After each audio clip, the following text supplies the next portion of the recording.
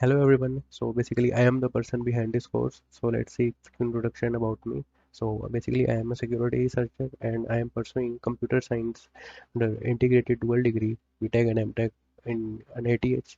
Okay. So basically I have been acknowledged by a lot of organizations like Google, Ola, United Nations, Mathworks, ClickUp and lot more organizations. Till now, I have conducted workshops and talks regarding bug bounty, and I have these 100 plus students till now online. Okay, and they are all doing good. So you can see my write-ups at Medium, and you can connect me via LinkedIn. So thank you so much. So this is my first course on Udemy. So hoping for the best. So thank you so much. Hello everyone, welcome to the course. So we will go through the topics we will cover in this course. Okay, the course is basically master the cross-site scripting, and you all know cross-site scripting is one of the important vulnerability in bug bounty. Okay, so we will go deeper in this course related to cross-site scripting. So basically the course start with the beginning with cross-site scripting, what is cross-site scripting, and then I will cover some basic JavaScript you need to know for cross-site scripting as it deals with the JavaScript payloads. Okay, so that's why it is important to know about JavaScript basics. Okay, then here comes the type of cross-site scripting: reflected, stored, and DOM. Okay, so we will see the manual things. Okay, with the automation on the labs as well as real targets. Okay, after then here's come the account takeover part for XSS. As you know, the high impact for any cross-site scripting is account takeover. So for understanding account takeover, you need to know about the fundamentals like cookies, session, and local storage. Then we will see cookie session hijacking, okay, and payload building for that, and payload are different for different scenarios, so we will cover that thing also. And then after there are some conditions for account takeover is not possible in every case, so you need to know about the condition as well, so we will cover that also.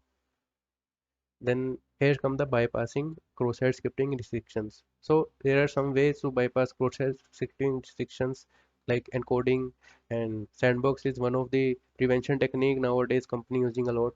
So we will see the sandbox bypass also. Then bypassing company fixes.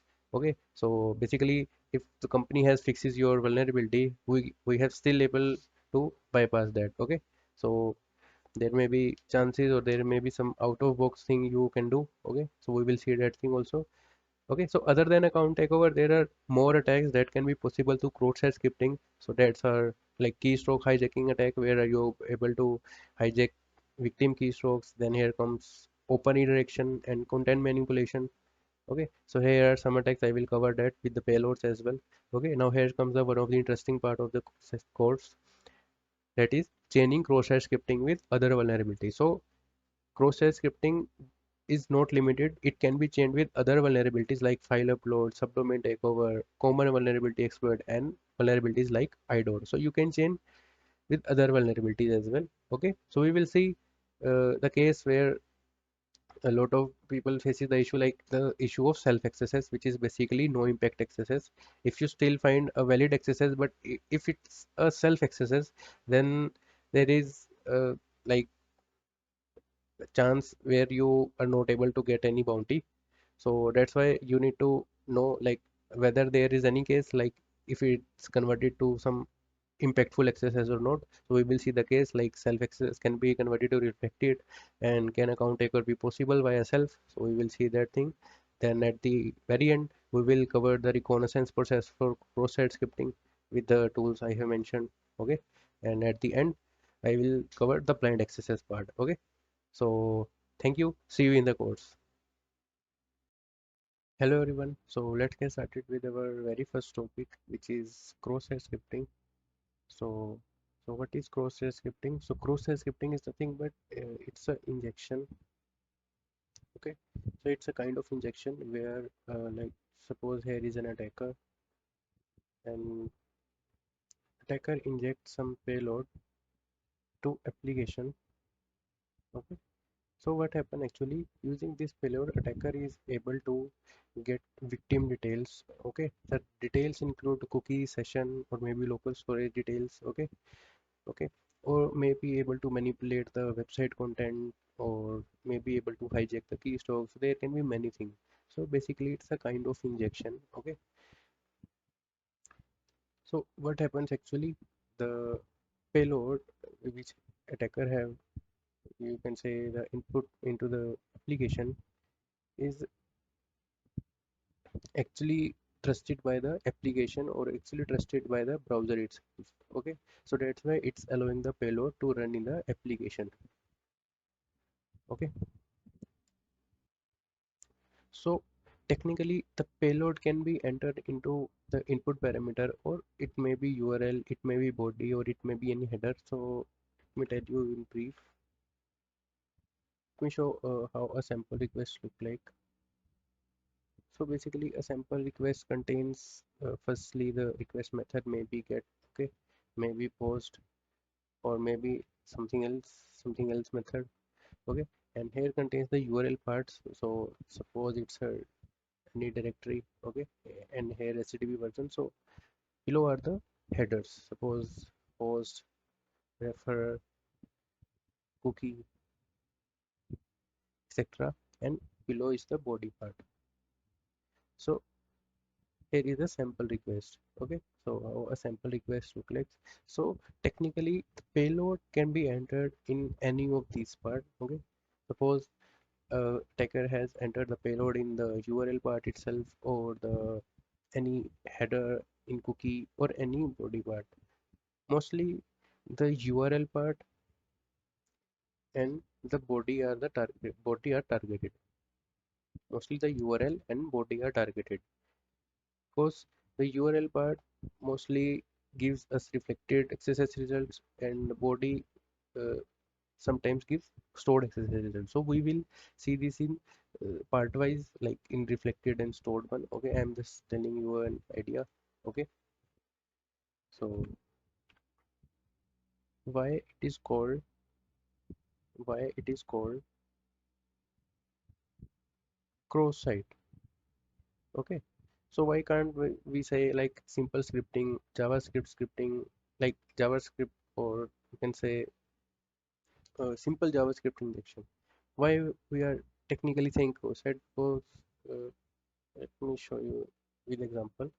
Suppose here is the target, okay, and here is the attacker. Okay, here is the attacker. Suppose attacker has entered some payload and the payload is executing successfully.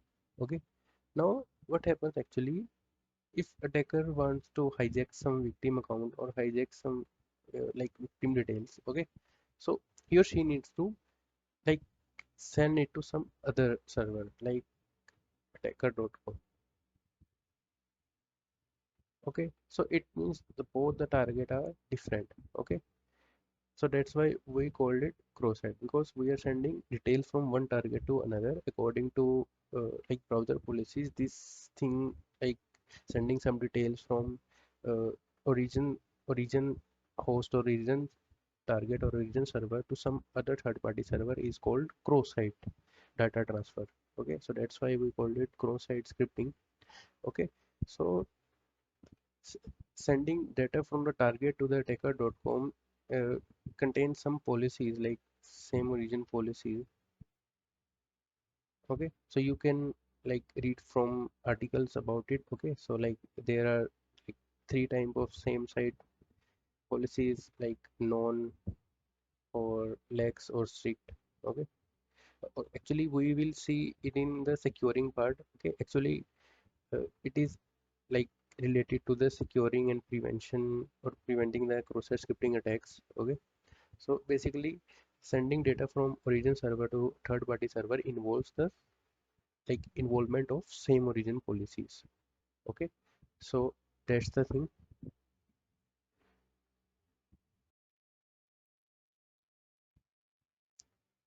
Okay, so let's see the scenario how an attacker like attacks or targets victims in an application. Suppose this is the application. Okay, suppose this is the application, and here is the attacker, and suppose attacker injects a payload. Okay, so perform injection. Okay, so suppose in some input parameter the payload attacker has entered. Okay, now what happened, this payload has ability to hijack the cookies and session. Okay, now what happens, suppose there is a victim. from lot of other users. Okay, suppose one of user, say a victim, now entered a website. Okay, now what happens? The payload also like run on victim side as well. Now what happens actually? The payload is able to hijack victim cookies. Okay, like payload hijack victim cookies and send to attacker. Okay, so technically it send details to attacker.com or suppose any attacker server. Okay, so actually if you see, so the injection is performing on client side. Okay, so like it is just affecting the client side of browser. Okay, not the server side. So that's why we also call cross-site scripting as client-side injection. Okay, so it doesn't affecting server side. Okay, so the example of server-side injection are SQL injection because it is affecting server, it is affecting database. Okay, but the cross-site scripting is just affecting the browser itself, the client-side part. Okay, so that's the thing. So um, actually, you may question like how is it is able to hijack cookies and sessions. So we'll see this in count takeover part. Okay, after the reflected stored and the DOM accesses, where we will see how an attacker can perform account takeover. Okay, so we will see that thing. Okay, so not an issue. Thank you. Hi there, welcome to the second part of the video. So here we will see some basic JavaScript you need to know for the course. Okay, so the more JavaScript I will cover in the account takeover part where we will learn about cookies, session and all, and cookies, session hijacking and all. Okay, so but in this video I will cover some basic JavaScript you need to know. Okay, so for this I am just making a simple HTML document. Okay, okay, so let's give a heading of master the XSS. Okay, so now where company uses JavaScript code, so basically it is used in body part. Okay, so I'm making a script tag. Okay, so let's type some a very simple thing. Okay, so let's name as, okay, variable one as a test one variable, or let me enter something. So here's the second part with some basic JavaScript. Okay, and consoling as a output, so printing output. Okay, so I am printing this variable, so I am just declare the variable as a test. Okay, and I have input some string here, and I'm consoling or printing the output in the console. Okay, other thing you can do, there are other type of variable like one is var, and other are like let and const. Okay, constant means if you want to declare a constant variable, then you can use const. So let's see with var this time. Okay, now going live. Okay, so here is the sample HTML, and here you can see the output in the console. So basically console is provided by a browser and it is a developer tool. Okay, so it is basically an interface you can interact with your browser. Okay, with the application, and here you can directly use a JavaScript command as well. You can type short snippets of JavaScript. Okay, so we will see later, so let's understand. So here I have like console the output. Other thing, you can do some mathematical calculation as well. Suppose I have declared a constant variable a equal to, suppose, 23, and other variable. Okay, so if I declare constant variable, then its value will always be constant. I can't update it, so I am declaring as a var and declaring other variable. Okay, so you can declare in one line as well. So for this time I am declaring different lines of code. Okay, suppose now you want to calculate the sum, then you can just directly uh, console their sum, or you can like store it in another variable. Okay, so let's console it a, b and c. I'm printing all the three variables now. Okay, so I have already like make server live, so we can directly go to the browser. Okay, so here you can see the output. Okay, so you can directly do in console as well, suppose. Okay, so here you can directly do the sum. Okay, suppose I want to deduct something, suppose 63 minus 45, then you can also do in console as well. Okay, so one of the thing the people mostly do are the pop-up thing like alert, so you can also do that. Okay, suppose I want to alert something, suppose here is the pop-up, so you can do, and for the output you can see here, we can see the output here with the pop-up. Okay, so another things are like, okay, so one thing I want to tell you is people usually use alert payloads in their like XSS payload list or some other cheat sheet. Okay, so they usually use alert prompt or prompt. So I have a question for you, like is alert prompt or like other kind of pop-up payload is responsible for any kind of uh, impact on victim? So actually alert pop-up and print are usually for the visualization, actual impact is done by another payloads. Okay, so we will see that in the account recover part. Okay, so these are just for the visual representation. Okay, so that it is visible, if the pop-up comes then the developer or the company can easily recognize the actual like the bug is running. Okay, your bug is like active. So let's the prompt and let use print as well. Okay, okay, so printing the output.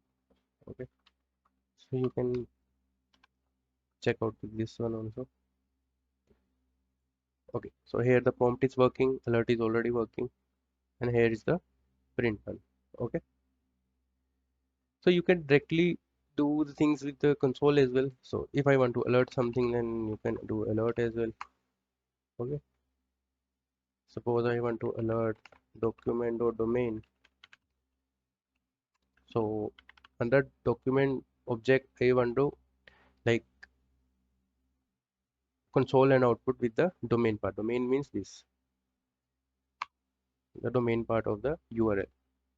Okay, so as you can see, even you can do, do with other one, other tags also. Suppose prompt one. Okay, here the prompt.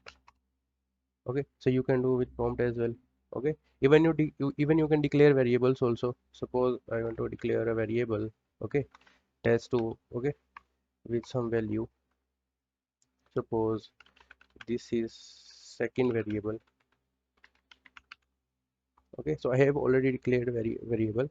If I want to get the details about variable, then you can just output the test2 thing. Okay, and if I want to allow the test2, then you can see it is working. Okay, so here is some basic JavaScript, you can try at your end as well. Okay, so one thing, so if you notice one thing, so I have written JavaScript in the script tag. Okay, so this is one way of like coding JavaScript. So this is also known as client-side JavaScript. Okay, in the front end back end system. Okay, so this is basically called client-side JavaScript. Okay, so this is the one way. Second way the mostly company uses is the content delivery network. Okay, you may ask, like company hasn't coded any JavaScript on the client side, so this is the one way. Okay, you might find another way as well. So what I have done for now, like I have written client side JavaScript code, like I am writing the code myself in the client side. But another way is like accessing JavaScript remotely. Okay, via CDN. It is also known as content delivery network. Content delivery network. So how it works usually? So what company does actually? So they actually store their JavaScript, the static JavaScript code in some storage service. Suppose they have stored their JavaScript on some of their S3 bucket. Okay, So how they are storing? So there will be like s3 bucket link, s3 bucket link dot aws.com with some zone, suppose US West 2, or okay. So you don't need to worry about it. So I am just telling you with an example. Okay, suppose they are storing some part of code, support main.js in some storage link. Now how can they access? So what they does actually, so they use is actually source attribute and give link here.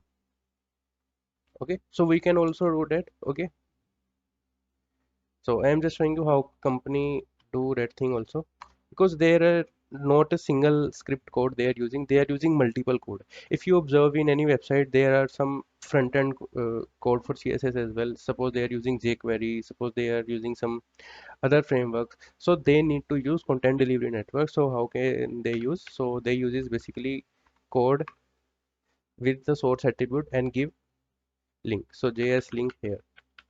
So I'm not showing you, but in testing you may see these things. So I am just telling you. Okay, okay. So this is one thing, or some basic JavaScript code I have already shown you.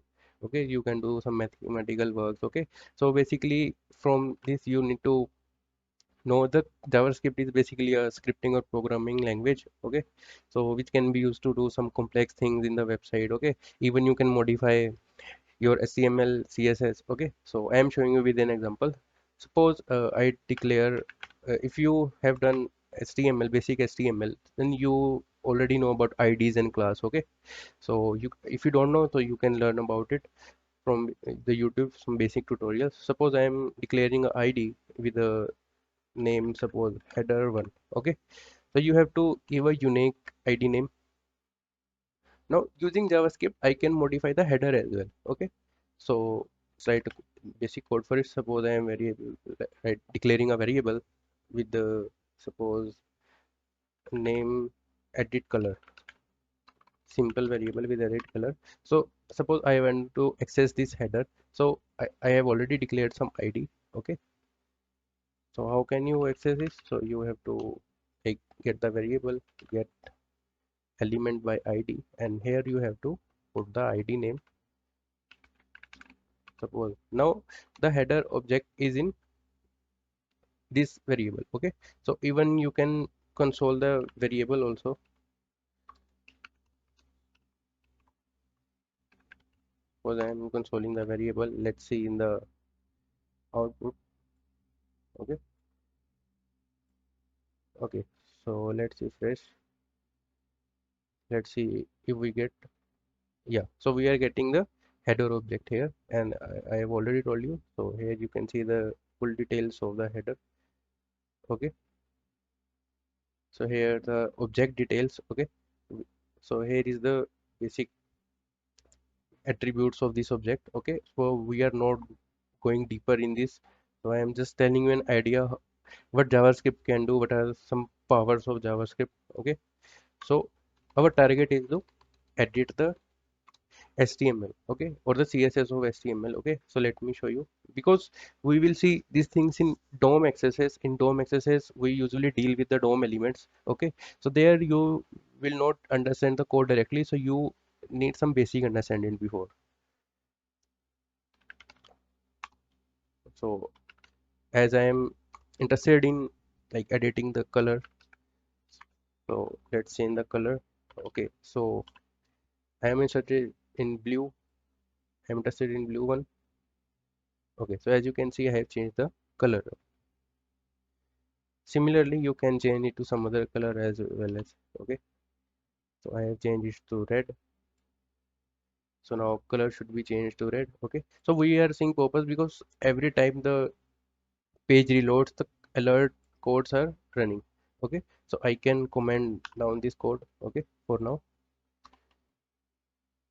or better I can remove it. Okay, you either comment or you can remove it. Okay, so this is the basic JavaScript for editing the color of any tag. Okay, so one thing, the JavaScript just basically access the elements via some like identity like ID or the class. Okay, because class can be related to multiple elements, but ID is related to some definite or some specific element. Okay, suppose now I want to change the inner HTML.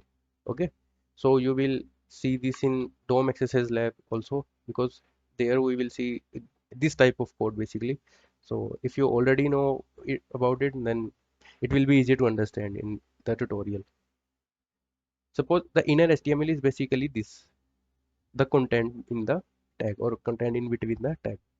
Okay, suppose I want to edit the inner HTML with some other thing. Suppose mm, I am changing it to just master. Okay, so let's see if it is working or not. Okay, so as you can see, the code has been changed. And if you see, I haven't changed the, like, edited or changed the HTML tag manually. I am changing through JavaScript. Okay, so it means using JavaScript we can manipulate the DOM things. Okay, the document object model things. Okay, so this is the power of JavaScript. Okay, so one more thing, the JavaScript can also be executed through tag itself.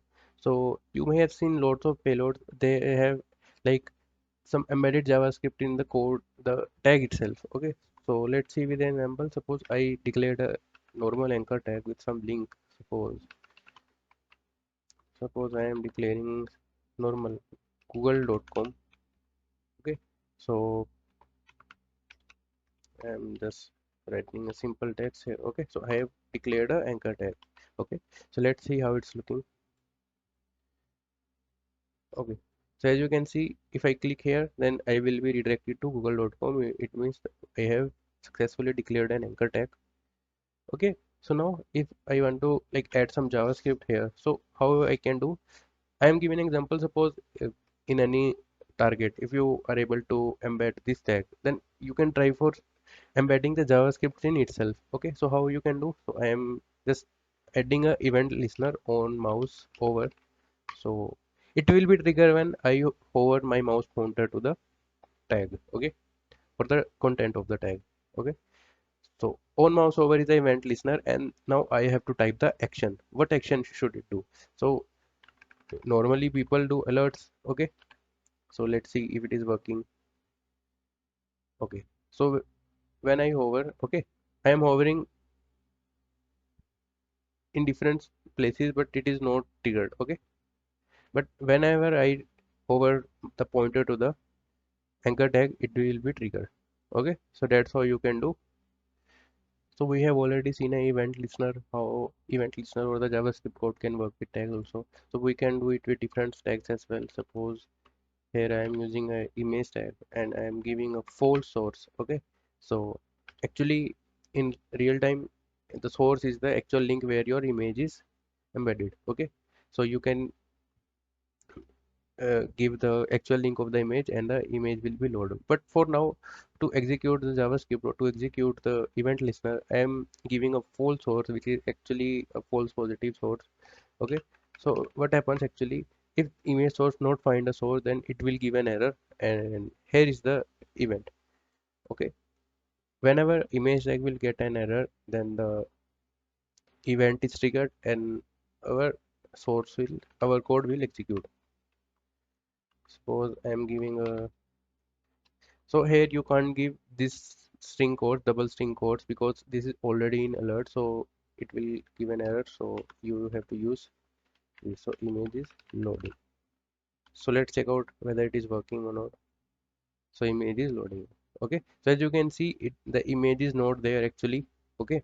So that's why it is giving an error, and I have written a code like on error. It means on error, or if the image doesn't loads. Okay, even if you give a invalid link, or if the link has expired of the actual image, then still error will be occurred and the event will be executed. So it means the JavaScript can also be executed through HTML tags. Okay, so this is the basic JavaScript.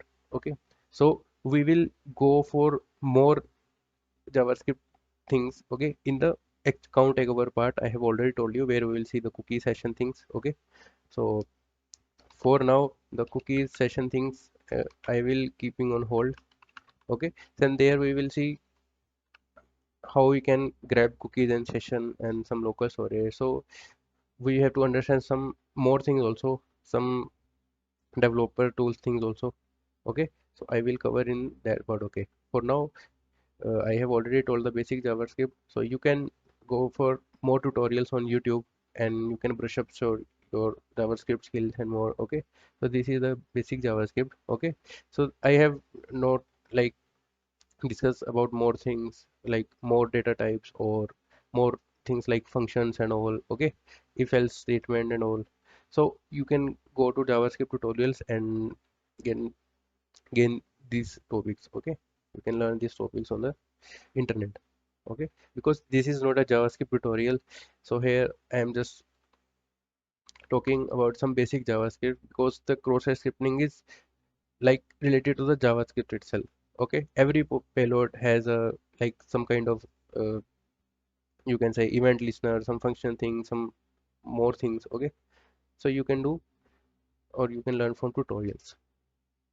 Hi there, hello everyone. So let's discuss the type of cross-site scripting attacks, types of XSS. So the first one is the reflected XSS one. The second one is stored cross-site scripting, and the third one is DOM XSS. So in this video, we are discussing the reflected XSS itself. Okay,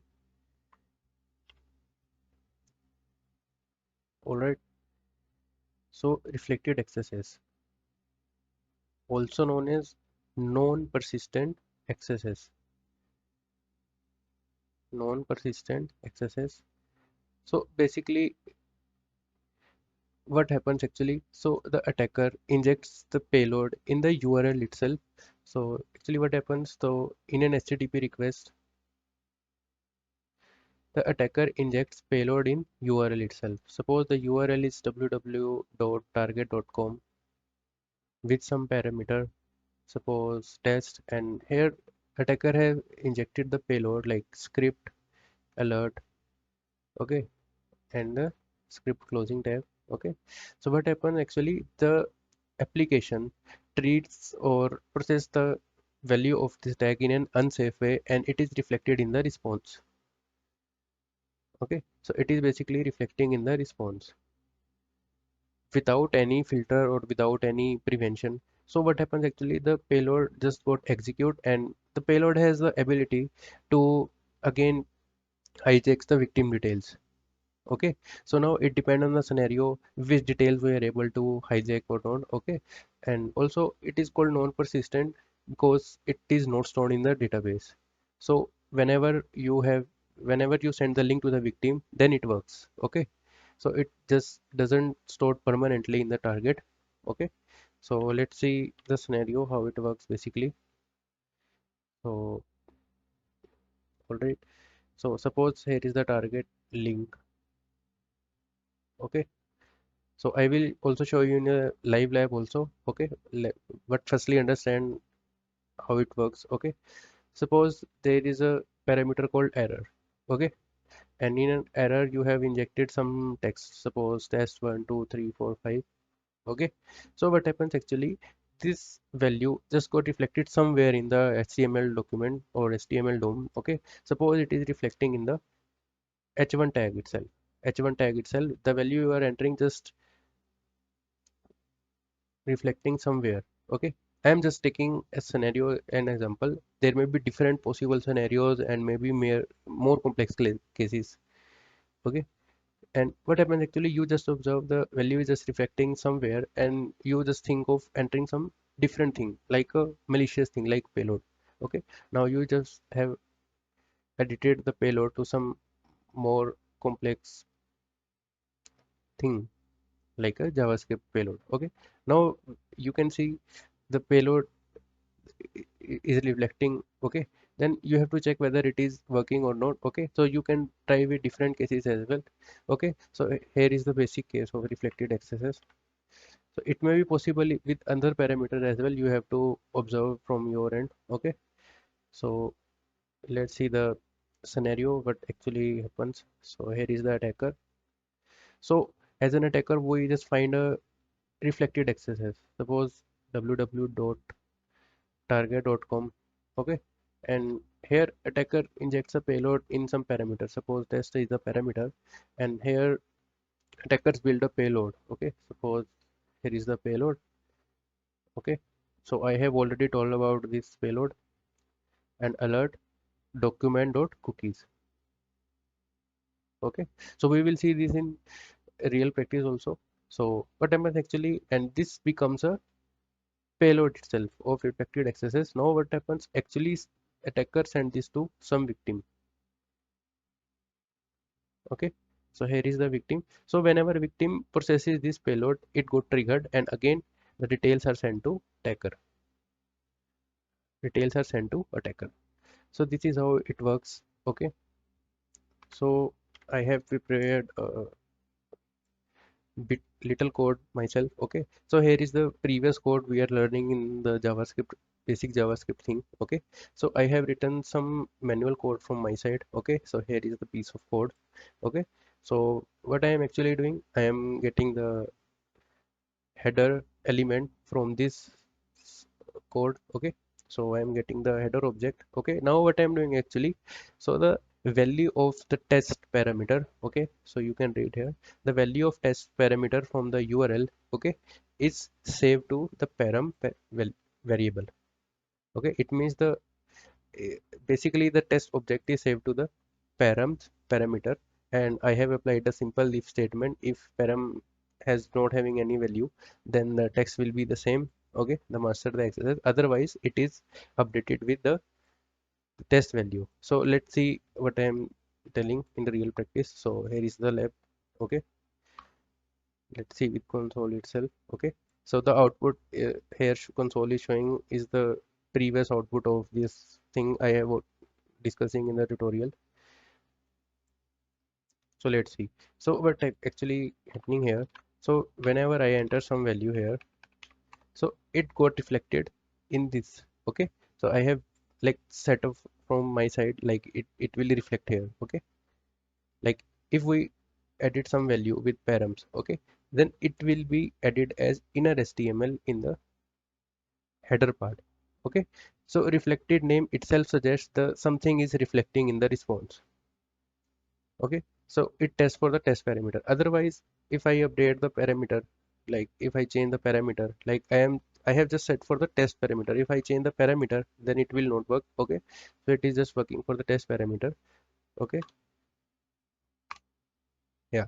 Okay, so now again you have to just inject some payload here so that it will reflect here and run. Okay, so before testing the payload, you can just check for some basic thing, like let's check if is script is image tag working. Okay, you can check with other tags as well. Okay, so as you can see, the image tag is working. Okay, now as I already told you, and I have even commented here. Okay, so you can build a payload with image tag itself. Okay, so let's try with this. So I have to just apply a event listener. Okay, document dot command. So it is working. Okay, so this is how reflected exercise works. Now I can send this link to victim as well, and it will works. So however, I have built this locally, so it is working locally. Okay, so I hope you understand the basic reflected exercise through lab I have built from my own side. Okay, so let's now go for a live target. Okay, so I have taken my college website as a real target for one of the case. Okay, so let's go for it. Okay, so I am just putting random credentials. Okay, let's see. Okay, so I have already worked on it, and I already know the observation. So you have to do things from your own side. Okay, so the basic observation you can see here. So you can stop video for 10 seconds and observe, like if you see anything here. Okay, you can stop the video for 10 seconds and observe. Okay, if you see any kind of observation here. Okay, so as you can see, the URL parameter message value is just directly reflecting here. Okay, it means if something from the URL parameter value is reflecting directly in the response, then one thing should come in your mind, that's the reflected XSS. Okay, but before directly going for reflected XSS, you can try for some other things as well. Suppose for just some different area of interest, you can try to embed some different HTML tags. Okay, sometime sometime in lot other cases, like sometime the cross-site scripting tags are often like blocked or secured, then you can often try for HTML injection as well. So I am covering that thing also.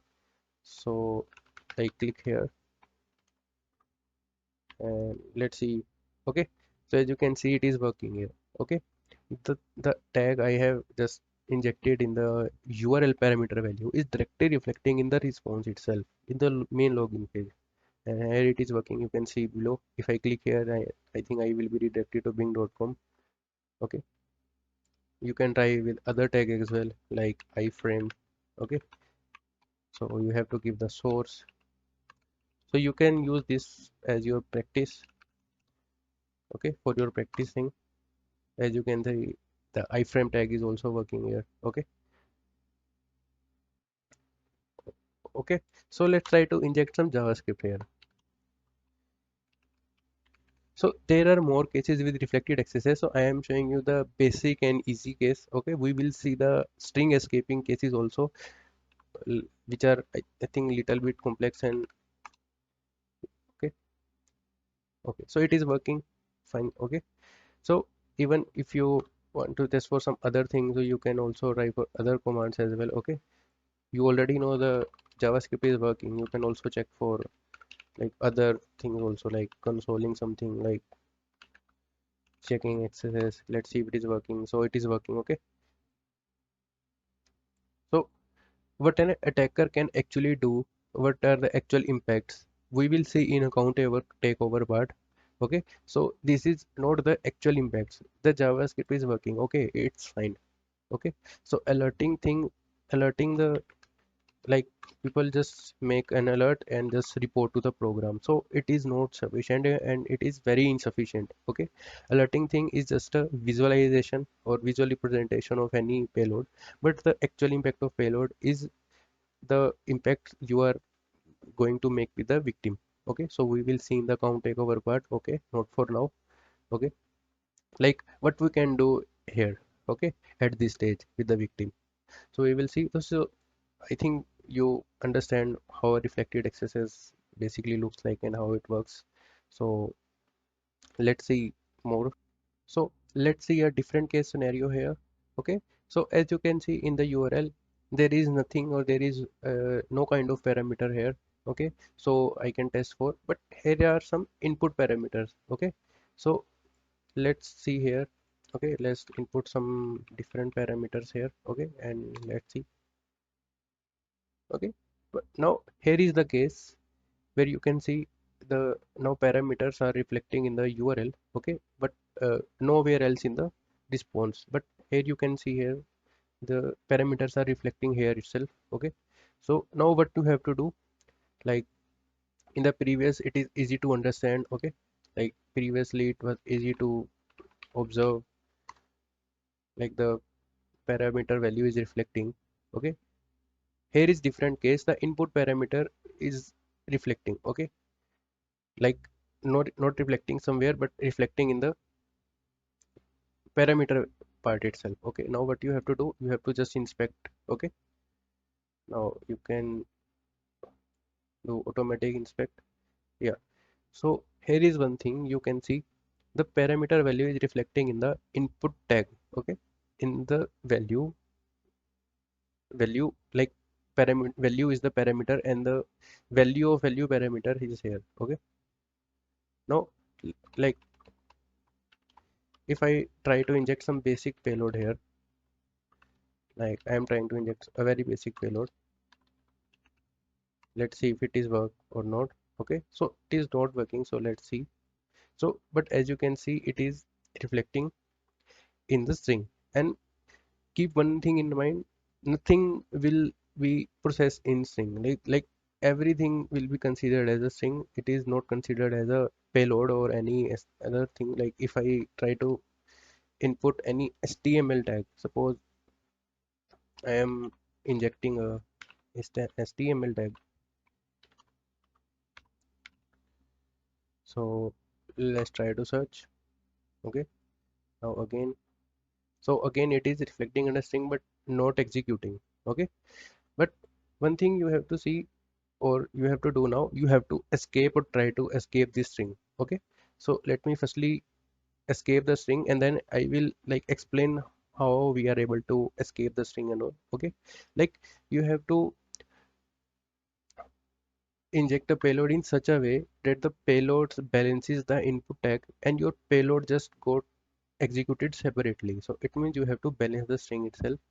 So like you have to balance the string, so you can enter any random thing here. Okay, now balancing the string itself. Now, okay, I will explain it separately as well. Okay, if you are understanding at this point, then it's good. Then I will also explain separately in the paint. Okay, so you have to balance the string.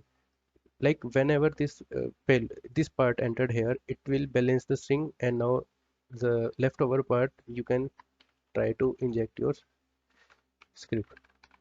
Like this is a basic step you have to do. Okay, let's see if it is executing or not. So it is not executing in this case also, because we have not balanced the string properly. As you can see here, this part is balanced. As you can see, this part is balanced, but also the script tag is separated, but still the, you can say, the suffix part, okay, is still not balanced. Okay, so now again building a payload, now again adding some random text. Okay, the first is balanced. Now we have to balance the last one also. Okay, so for this we are using string and some random text. Let's see now, still there is something. Okay, so we have to check. Okay, so still it is not working because we haven't closed the input tag. Okay, so don't be confused at this point. Okay, I will explain separately. Okay, so this will balance the string and this will close the input tag. Okay, now the input tag will be closed and I have to now enter the payload. Okay, now I can easily inject the payload. Okay, one more thing, try to execute document or domain every time, not alert. I will explain you why. And firstly, let us understand this. Okay, okay, so at this point we have balanced the string, and here is the closing tag which will close the input tag, and here our payload executes separately, and it will work fine. But for more better payload you can balance the prefix part also. Okay, the string as well, but let's see if it is working. Okay, now try to reload again. Okay, so I haven't closed the script tag, so let's see. Okay, so it is working because I haven't closed the script tag. Okay, so actually how it works, so let me come to very basic. So let's remove all of this. Okay, now just enter some test value. Okay,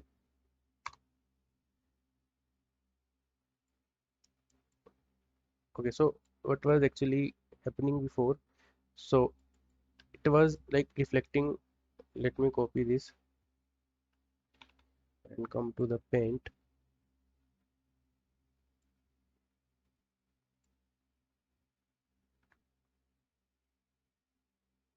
Okay, so here was the scenario what we have to do actually. So let me choose the pen pointer. Okay, so our value was reflecting here. Okay, suppose before I was entering test 1 2 3 4 5. So before I was entering here that it's a sample value. Now like if you have to inject some tag, okay, like a very basic script tag, alert 1 and closing script tag. Now if you enter here, then it will be considered a string and not be executed. So you have to separate this tag from this input tag. So how we can do, so let's just consider this value. Suppose here is the input tag with some other attributes. So here is the understanding part. Okay, so what you have to do actually, you have to firstly balance this string. So if you see it carefully, what I have done actually, so let's see in this way. Okay, so I am making a payload, like I have already entered some random text and I am just putting a string before in the payload. As you can see, I just entered the payload like this, like some random text. Suppose here is text, closing tag, then script, alert, then script closing tag. So how it works actually? So the string balances the text and string balances the value. Okay. So here is the payload. So let me choose the red one for the payload. Okay. So here is the payload. Basically the starting part of payload. So this will balance the string. Now I am adding a closing tag. Okay, as here I mentioned, I am adding a closing tag. Now what happens actually? It balances the input tag. Now input tag is balanced. Now whatever value I will add after will be considered a payload. So anything I can enter then. Like I have entered script tag here. You can try with another as well. Okay, alert one closing script. Okay, so that's why this payload got separated, or this is also known as string escaping. Okay, or HTML tag escaping. Okay, so if you didn't understand, let me explain again. So here was the case. Okay, our value was reflecting inside some parameter value. Now how to escape? You have to firstly check the string codes. If it is double quote, then you have to use double quote for escaping. If it is single quote, then you have to use single quote. Okay, so don't just directly choose payload from XSS cheat sheet. So understand manually and you can escape manually as well. Okay, so even you can directly use this payload as well. Okay, so for better understanding, I have used a random text, but you can also use this. Okay, closing script. Okay, so again this will balance the value. String codes will balance the string. Tag will balance the input tag. Now input tag is complete. Okay, now you can enter your payload. I think you understand. So let's see again. Okay, so here I just added some random text. Okay, and let's search again. You have to inspect. Actually you can't do randomly or blindly. You have to actually first analyze how it is reflecting. Again, go for the reflected part. Again it is reflecting here. Now what I will do, I have to like maintain the rules. I can't break the rules, so I have to balance the string. Okay, so string is already there, so I will just use a double quote. Okay, and double quote again will balance the string. Now I am using closing tag. This will complete the input tag again. Okay, now I can use anything. Like before I was using script tag, you can use image tag as well. Again, alert document dot domain. Okay, now the thing I was discussing before, like you have to use document dot domain every time instead of, like you have to use document dot domain. Like in alert, try to use every time document dot domain, not alert one. The main reason behind is because document dot domain directly gives you the domain where the payload is triggering. Okay, the affected domain. Sometime what happens actually nowadays, what is happening, I have analyzed a lot. Okay, the payload sometime like embedded in some other domain which is sandbox, and the domain is out of scope. So the document or domain will tell you the domain and you can check whether it is in scope or out of scope. So firstly let's check whether it is working or not.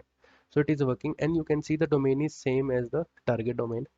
So like it is working fine and we are in scope. Okay, so always try to use document or domain for checking the scope of the payload where the payload is running. So let's see how payload got executed. Yeah, most of you will like see here the size thing will separated. That's because before the size part is like after the payload. Like again, let me explain you with the payload. So I have added random text with string quotes and closing tag. So here the string has balanced the string itself and closing tag have completed the input tag. Now the payload after the closing tag have separated from the input tag and got executed separately. So that's how you can escape the strings. Okay, hope you understand the thing. Okay, so let's now observe the same things using Burp Suite. Okay, so those who are beginner to the course, okay, don't know anything about Burp Suite. So it is basically a proxyfying tool. You can manipulate the request, you can edit the request. Okay, so you can see more Burp Suite tutorials on the YouTube. Okay, but for now you can see this and try to understand. Okay, so those who are intermediates, so they already know. Okay, so I am not explaining about verb set. Okay, so but but you will understand easily. Okay, so let's see. So previously I haven't used verb set. I am just directly doing observation and directly doing things. Okay, so let's see using verb set. Okay, so now what you can do, just intercept the request. Okay, so what you can do, send to repeater. Okay, so using repeater you can again make a request to the target again and again. You can manipulate the request. Okay, so it is also used for backupping the request. Okay, so let's send the request. Okay, now how can you check for reflected parameter? Just the value you have entered in the parameter value, you can just send the request and you will get a response. Now in response, check where the value is reflecting and how. Okay, so it is reflecting in just one space. Okay, so you can see here in between the div tag. Okay, now you can enter or you can try to enter the payload here. Okay, so let's try to enter some sample very simple payload. Okay, so I have just entered test. Okay, so it is reflecting here in between. It means the h1 tag is executing. As you can see, it is highlighted. Okay, now you can try to enter payload. Like, okay, one more thing, as you can see here you have to cover the space as well. Okay, so you have to use %20 as a URL encoding for space. Okay, because it will be considered as an error request. Okay, so by default browser does it, but here we have to do it manually.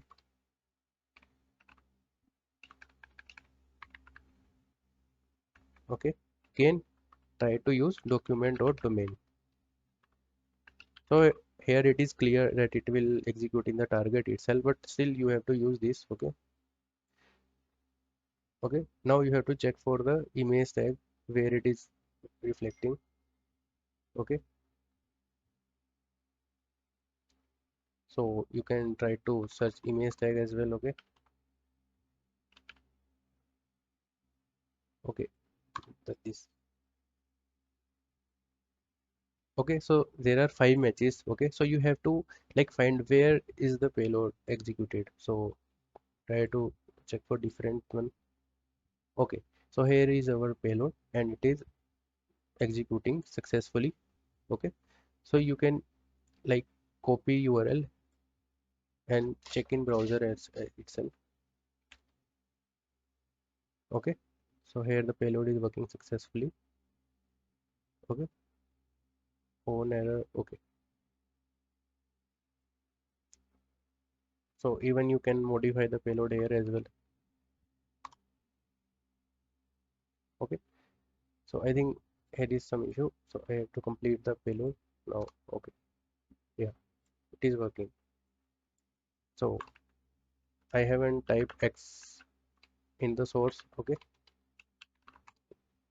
yeah, it is working. Okay,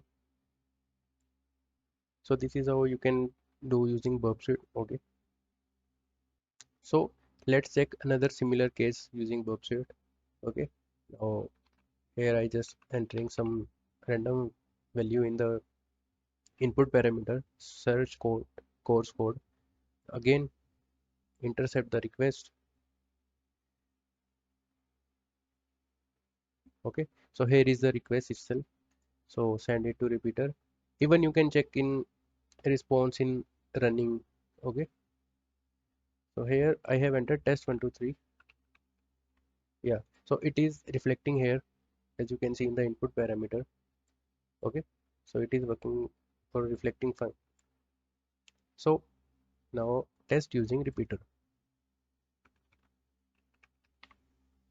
So as you can see here, the value, any value I enter will be entered or get reflecting in the string. Okay, even I enter any script tag. Okay, so payload should be correct. So in browser we have already seen the payload wasn't working. Okay, even you can just copy the payload here and check in the response. Okay, so you can even check from copy URL thing and try to see if it is working or not. So we already know it will not work because it is reflecting in the string. Okay, and the string doesn't execute, we know. So we have to basically escape the string. Okay, so how we will escape? Firstly, you have to balance the string. So you have to balance the string, and the string are in double quote, so you have to keep double quotes. Okay, now the string is balanced. Okay, if the value is empty, so not an issue, you can give any random text, but okay, let's see for empty value as well.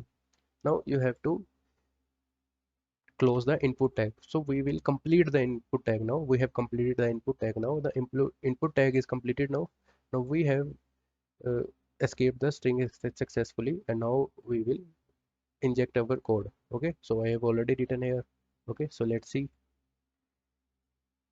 So if you observe here, then the input tag is completed. Okay, so the value is empty because I haven't given any value. You can give any value as well. Suppose I am giving any value, test. Let's send again. As you can see, the value is test is considered as a value in the parameter, and the closing tag will complete the input tag. Okay, then after the script tag I have given is escaped and successfully executed. Okay, and it is remained as such. The another part for the input remained as such. Okay, so one thing you can also do, you can like give comment. Let's see if it is work or not. Yeah, you can also give comment after it. Okay, so the another statement after the payload will be commented, or it will not execute, because sometime it will give errors or some difficulties in payload making. Okay, so the payload is working fine. So let's copy the URL and let's see if it is working or not. Yeah, it is working successfully. So you can try with different payloads as well. I have used script tag. You can use image one. Okay, so you already know how to make. You have to give an image tag with, again, here the for the space you have to give a URL encoded character like %20, and give a false source which will definitely produce an error. Now for error I have made a event listener on error. Okay, and alert will give a normal pop-up. So let's see if it is working. Okay, so yeah, as you can see, the string has balanced, the closing code has balanced the input, and our payload is executed successfully here. Okay, so using buffer makes you more flexible. Okay, and provides you good analysis. So if you practice in buffer, you will get a better output. Okay, but if you get more perfect in this, so you can directly do in browser. Okay, so I definitely suggest you to use repeater. Okay, so let's see whether the payload is working or not. Yeah, so it is also working fine. Okay, so I have tested for this parameter, so let's test for this parameter also. Okay,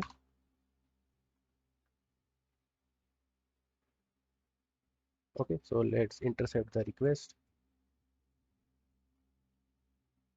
Again, you can see the another input parameter value is again reflecting in the URL. Now you have to check whether it is working or not. Again, same process, similar process. Yeah, so we find a one match there, and it is again uh, okay.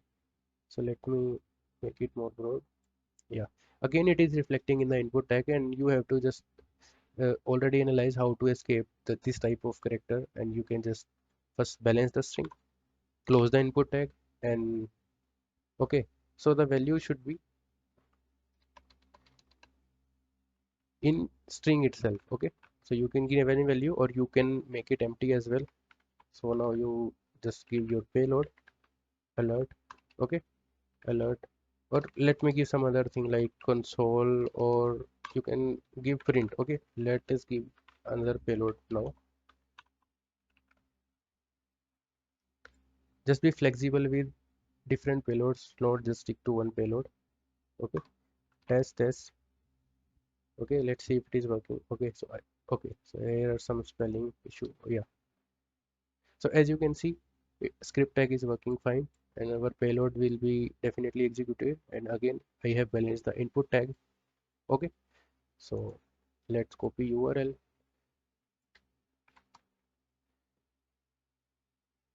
Again, it is working fine, and the payload got executed. Okay, so using burp suite you can do it this way. So let's see more things with burp suite. Okay, so in HTTP, or in the proxy part, you have HTTP history. Okay, so as we already know, the parameter or payload is entered in the parameters. Okay, so it means the parameters requests are interesting requests, or the you have to focus on that type of request. So what you can do, you can just filter out the param request. So here are all the parameters requests. Okay, now all the requests containing parameters you can separate out and check it manually. Okay, so that's the thing. So let's see some automation using burp suite. So I have already like show you how can you do manual things, okay, using or without using burp suite. Okay, so now let's see how we can do in automated ways. Okay, so like for automation you can use one of the extension which is reflected parameters. Okay, so what it actually does, actually it monitors all the traffic in the proxy as well in spider tools. Okay, so the condition is you have to provide the target in scope first. Okay, so I will show how you can do this. Okay, so what this do actually, so it monitor traffic and see the request with the parameters, those values are reflecting in the response. Okay, so as you know, for reflected XSS or even in stored XSS, your value should reflect. Okay, your payload should reflect in the response. Okay, so it just observes the text. It if reflecting in the response, then it will logs out the request as shown here. Okay, so I will show you in working also. Okay, so as you know, it is reflecting, it is observable. Okay, but in some cases you can't observe correctly like in this. Okay, like it is not properly observable. Okay, so let's see. Okay, so first thing, the first step you need to do is you have to provide the target in scope. Okay, so you can uh, use this scope setting, and you have to provide the text. Suppose I am using this advanced scope and I have mentioned the target here. Okay, okay, now even you can see they have mentioned already that it will work if you provide a target in scope. Okay, so in proxy, whenever the traffic is like crossing the proxy and you just reloading, and you can see here I was getting error message here, like again I am just trying with random credentials. Okay, I'm giving wrong credentials here, so we already know it is vulnerable to XSS. Okay, so now again, but if you are working in lot and lot of domains at one time and you are not able to observe some URL or something which is reflecting in the response, then this extension will definitely help you to sort it out. Okay, so in reflection parameter, as you can see, it is like logs, it has logs of requests which are having this kind of like reflected thing. Okay, so as here you can see, so it is saying that the some values are reflecting. Okay, so even it logs the parameter value and the reflected value. It means this value is reflecting somewhere. Okay, so the error kind. Okay, so the error was reflecting. Okay, and you can copy this thing and in response you can check.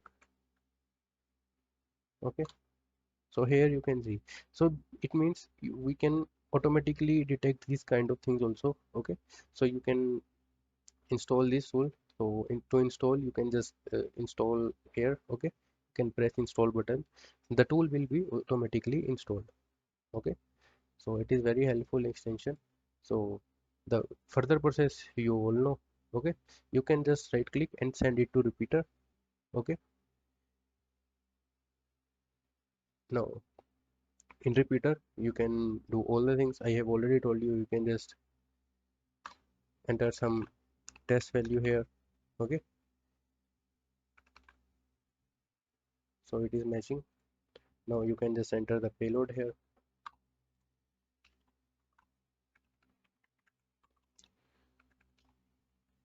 Like I am adding a simple payload. Okay, so this is how you can do. Okay, yeah, so this way you can automatically detect this kind of things. Okay, let's check for another target. Okay, so this one, so as we already know, this was reflecting in the code. Okay, so let's give both parameter different value, and the traffic is already proxyfying. Okay, so you not need to intercept, or you not need to like stop the traffic. It is already going through the proxy. Okay, so if I search, then it is going through the proxy and the extension will automatically detect. Let's see if it has detected or not. Yeah, it has detected. Okay, and it have great analysis. Okay, so the parameter value is this and reflected is this. Okay, even the search, even this is reflecting, even the month thing is also reflecting. Okay, so now what you can do, you can just right click and send to the repeater. Like they are saying the month is also reflecting here. Okay, so I haven't like entered any kind of value in this parameter. Let's see if we are able to execute in the constant value they have set already. Okay, so let's go to the repeater. Okay, so you can see different repeater as I have already tested. So that recent one or the updated one is this. Okay, so when you send, as the tool has already said the this parameter values are reflecting, so you can like target any of these and check for any of these. So let me first try on the previous one, then we'll see whether we are able to execute on the constant value or not, because this value I haven't set, they are setting this value. So let's see, because you have to check for every possible cases. So let's see. Okay, yeah, so again it was reflecting, and you all know how to perform string escape and all. Okay, so I am not doing it, but I am just checking for this one whether I am able to execute on the constant value itself or not. So let's see how this is reflecting in the code, because I don't know. Okay, so let make it more visible. So it is now reflecting in the option value. Previously, those values are reflecting in the input parameters. So can we bypass this or can we escape this? So let's try this out. Okay. So first observation you have to make the string codes. Firstly, the value is like entered in the string itself. So whenever I try to give any payload like simple alert,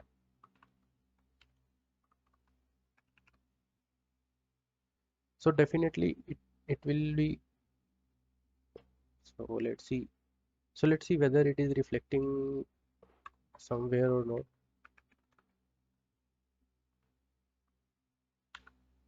So I think it is not reflecting. Yeah, so it means this value i- different value is not reflecting, so sometime it is false positive, so that's why. So you have to take care of this thing, because this the parameter is also passing the value and code is also containing the value, so the tool will think the value is reflecting, but it is not the case. Okay, so let me again confirm, test 1 2 3, whether it is reflecting or not. Test. Okay, so it is not reflecting, it means it was a false positive parameter.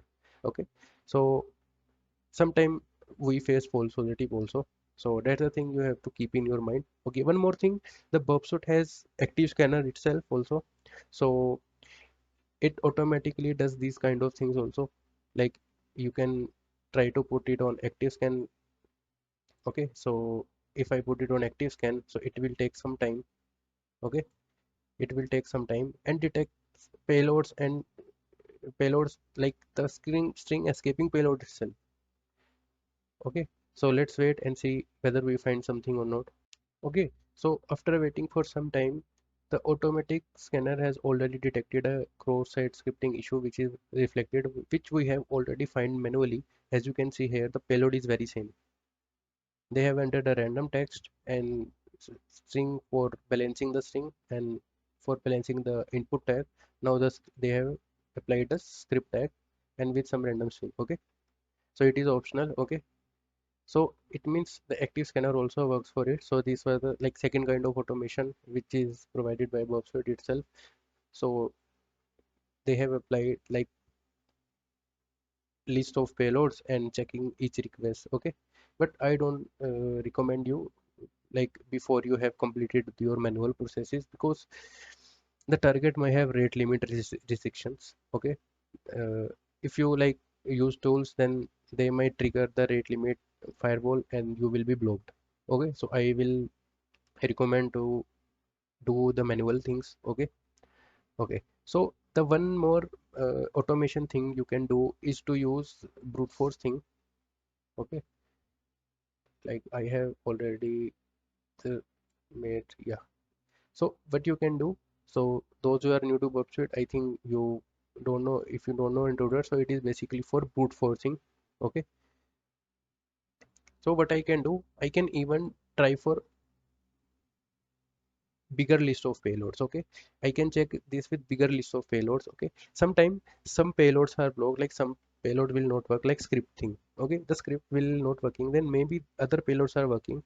So trying it manually may be time consuming, but you can use a long list of cross-site scripting payloads with the cheat sheets that are available in the GitHub. Okay, so what you have to do, you have to just select the payload or the part where you have to inject your payload. Okay, and here you can give your list of payloads. Okay, so you can find a bigger list of payload in the GitHub. Okay, so let's check whether there are any better cheat sheets or not. Okay, cross-site scripting cheat sheet. Okay, GitHub. So we have a bigger list of payloads here, as you can see here. Okay, so let me copy some of them. Okay, but I again suggest you to do manual thing, because sometime actually this is for those people who are not able to manually escape the strings and just want to rely on brute force. Okay, so these are for those people, but I don't want you to like rely on the brute forcing. I don't suggest you to brute force, but still there is automation way, so I am just telling you. So you can just paste. Okay, as you can see, we have already pasted the payloads. Okay, for more complex or more cases, you can use bigger cheat sheet list. Okay, so let's start attack. So as you can see, we have completed the attack successfully. So let's check whether they are working or not. To check whether they are working or not, you can even check the length. Okay, but we are getting like a similar kind of length, then you have to check for the response. Okay, like how can you check? Just copy the URL to like to checking for the working. Yeah, so it is working. Okay, so this is another kind of thing you can do. Like it is another So like it will, yeah. So copying the URL, like it will prompt 8. Okay, let's see if it is working or not. So it is not working. Okay, because the payload is the kind of string. You can see it means we have given a wrong payload here. This payload is used to prompt 8, but it is not working because we are giving it in string. But in some cases this will be considered as a payload. In some cases, like it will act as string escaping. So we will see, and I will also show you that case also, where when this payload is useful. Okay, and in this case it is a false positive because it is not a useful payload. Okay, so let's check for this one, image one. Let's copy URL. Okay, so I have shown you multiple automations thing, so it is working. Okay, one automation is Bobsuit itself. It is providing active scanners, so you can do, but I don't suggest you because it might trigger rate limit firewalls and you may face rate limit issues. Another thing is reflected parameter thing, I have already showed you.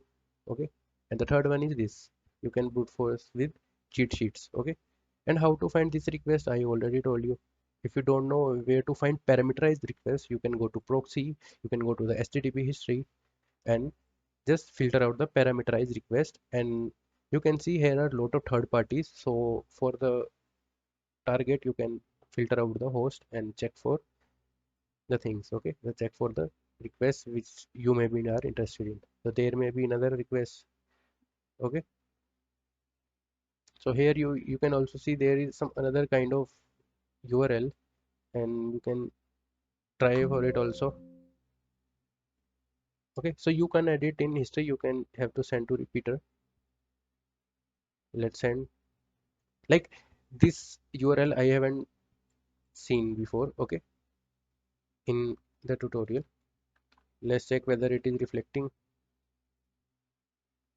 No, it is not reflecting, but the parameter is passing through URL, but it is not reflecting anywhere in the code. It means it is of no use for us. Okay, so that thing you have to keep in mind. All the thing combined together, and you have to check from your side. Okay, you can check for other things as well, like on click thing, but it's still I think the payload is false positive. Or let's check. Okay, we have sent to repeater. Okay, so on click whether, okay, so this is not working, but the this part is working. SVG on load prompt, it means it will give a prompt. Let's copy URL and go to, yeah, but this part is of no use for us. Okay, so that's why I am saying to rely on manual thing on. Okay, because automation may give you false positives, and already I shown you some positive false positive as. Okay, so I hope you got my point and to understand the reflected XSS now. Okay, so it is again, you can see in the tab it is giving more results. Okay, so it is checking with different payloads list. Okay, and the payload is the same, but it is giving different result with the same vulnerability because the different one is also working. Okay, so you can try out these things. Okay, so I will show you one more vulnerability I have found in live target, and it's a little complex, and it involves a little more complex balancing, but I will try to understand you, make you understand. Okay, so let me show you. Okay, let me show you one of the case of reflected accesses where we have to escape the string, but it's a little different kind of escaping because the payload is different, and we will see. Okay,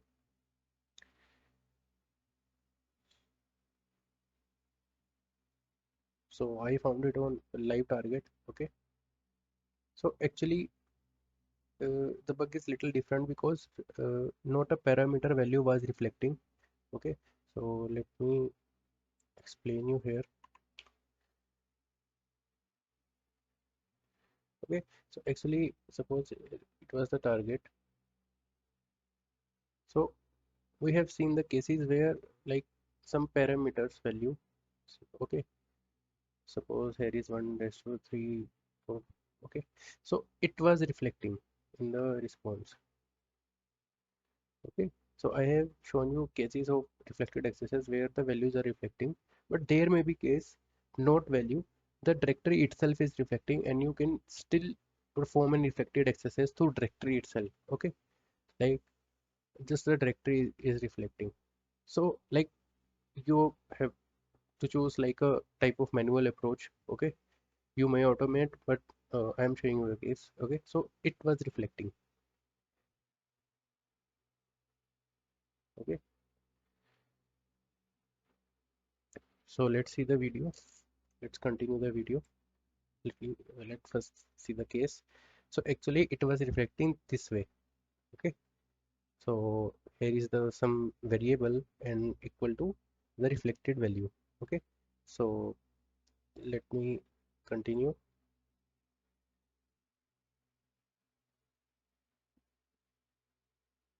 Yeah, so as you can see the value was here, the directory value, and it was reflecting in the code. So it was like, so let me write a sample thing here. Okay, so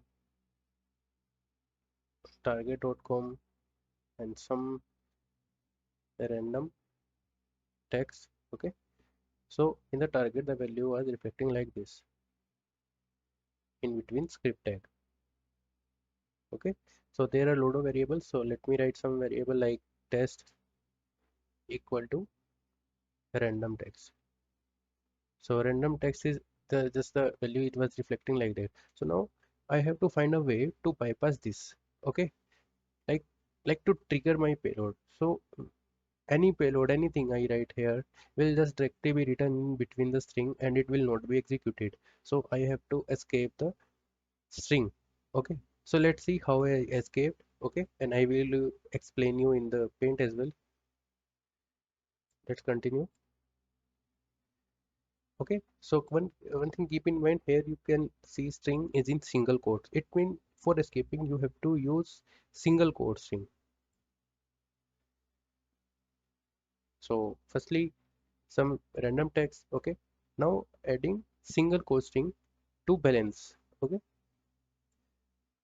now definitely it will be balanced, but there is a problem after, we will see, because it is different from the case we have seen already, the input tag case. Okay, where the value is reflected in some parameter value and we just balance the string with the closing tag which balance the input tag, then after we enter our payload and the payload just executed. Okay, so as you can see I have written some additional parameter. Okay, add parameter with some string. Okay, I will explain.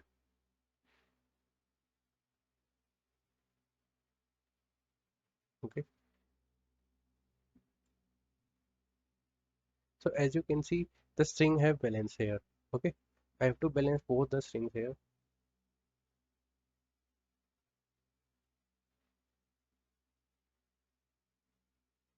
Now here I am adding my payload. Yeah, so this was the actual payload. Okay, okay, the same thing I will show you in one of the lab.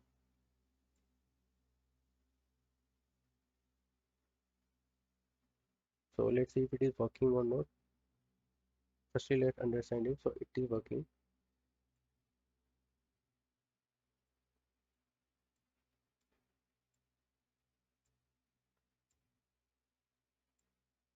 Yeah, okay, so like see this carefully. So actually what I have done here, so actually this is a case where you have to input your text in the place where some value is reflected in the variable. Okay, like we are assigning some value to some variable. Okay, so like I need a payload. Okay, so what I have done, I just let the testing string would be test. Okay, so firstly I have to give a string before because there is a string here and I have to balance the string. Okay, so these are the original string codes. So then I have to give a payload here.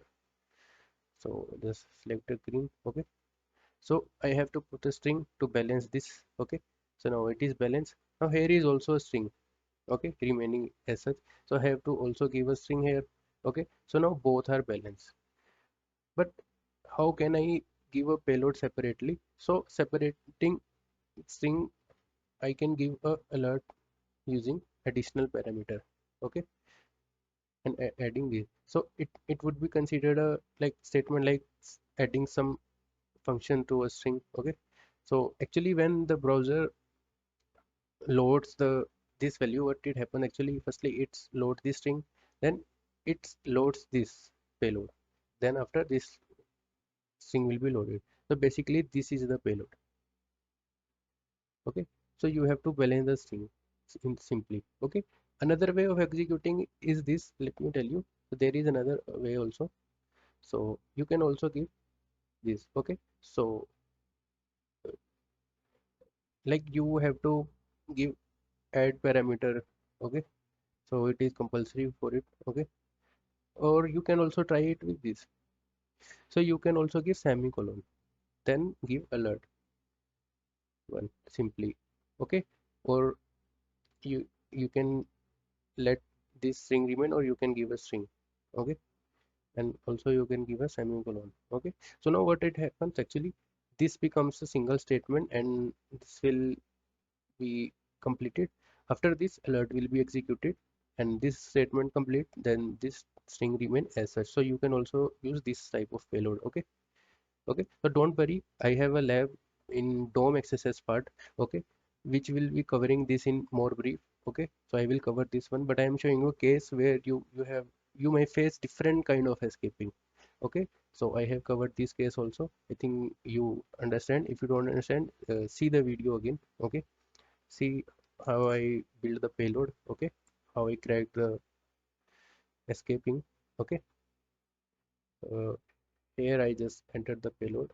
Okay, so it was a little different where the payload was not executing through parameter value, it was executed directly through the directory. Okay, so it depends which value is reflecting and how you treat it. Okay, so it was little different case, but yeah, still a reflected XSS case. Okay, again you would saying like what would we do as an impact? So again I am telling I will cover all the things in count takeover part. Okay, where we will focus on victim. Okay, how we can impact victim. Okay, so don't worry at all, just firstly try to execute payload, learn to execute payload. We will go to that thing also. Okay, then you can chain both the things. Okay, so all right, I think you would understand. Okay, so this way I have like executed the payload. I have separated the string. Additionally, I have given the function, okay, alert, and additionally one more string. Okay, alternatively, what you can do, as I already told you, the semicolon thing, you can give semicolon here. The semicolon will separately separate out this statement, and this statement will be considered a different statement then, and again it will be executed. So I will show you. Okay, so don't worry, we have a dedicated lab for this. Okay, so I just want to show you the real target one. Okay, so I think I have already covered it. So thanks for watching it. Okay, so hi there. So let's get started with cross-site scripting attack, another type, which is stored cross-site scripting. Stored cross-site scripting.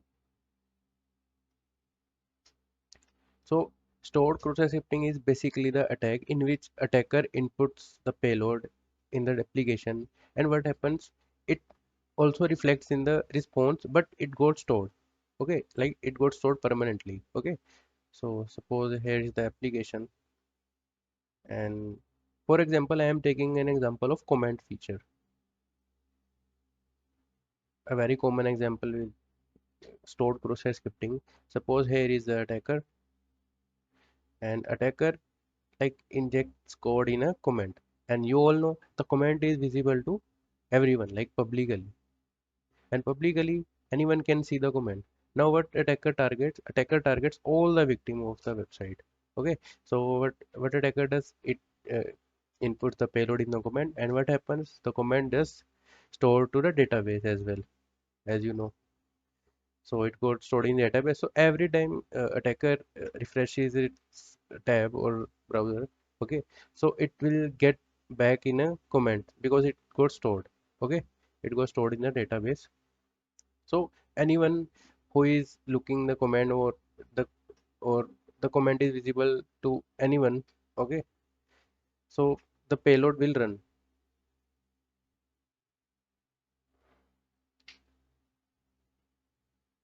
So as you know, the comment is publicly available to everyone. So those who see comment or even uh, so those who see the comment, okay, then the payload will run on their end as well. Okay, so it means the users who are visiting the comment or the web page where the comment is embedded, the users who are visiting the comment, so the payload will run on their end. Okay, and like their information will be sent to attacker. Information may contain session, cookie, and maybe other information from the local storage. Okay, so it depends what information attacker want to get. Okay, so like it is much more impactful because it targets a large user base, and definitely it has a high impact. Okay, so even the cases can go from P1 to P2. Okay, so it depends on the case, like or the target you are doing or the actual impact you have created. Okay, so it depends. Okay, so okay, so let's now see the example from Ports Figure Lab. Okay, so here you can see we can comment on other people posts. So here is the home page. Okay, so you can also visit the lab and like understand the concept behind cross-site scripting attack. Okay, so here you can see we can comment. So let's leave a comment with some payload. Suppose again I am using a payload. I have written a very simple payload here. Okay, so name I am writing here test at the rate test.com, and let's write website as test.com. Okay, okay, so I have to make sure the format is correct. Okay, so now whenever someone visit this page where I have embedded the comment, the payload will pop up. Okay, pop up, or you can say the payload will run. So that's a very simple example. Okay, so let me show you a recording of a target where I found stored cross-site scripting attack. Okay, so I will show you lot of cases. Okay, but the cases are a little bit different in different case. Okay, so let me show you one of the case. Okay, so here again, so there was a feature of making MCQ question. Okay, but there was one more uh, feature in the.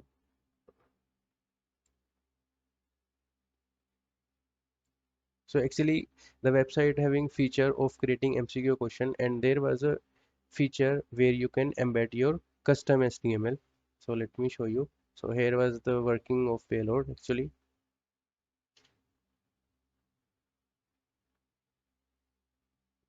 Okay. So yeah. So here you can see we have embedded HTML feature here. So I just embedded a simple image tag alert, the similar I shown you in Ports Figure Lab, and the payload was working. Okay.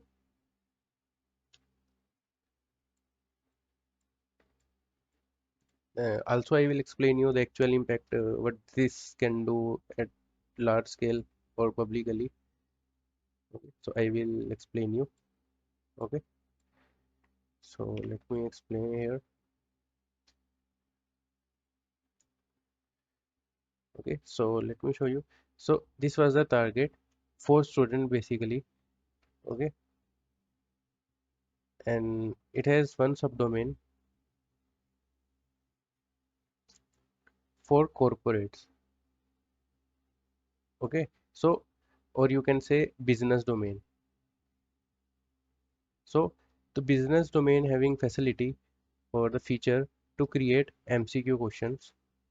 Okay, and after getting MCQ question, it got you can say publicly to the target.com or this for the students, or it will made available to the students. Okay, now what happens actually, as an attacker, I can create a fake MCQ sheet, or the MCQ sheet which is looking very authentic.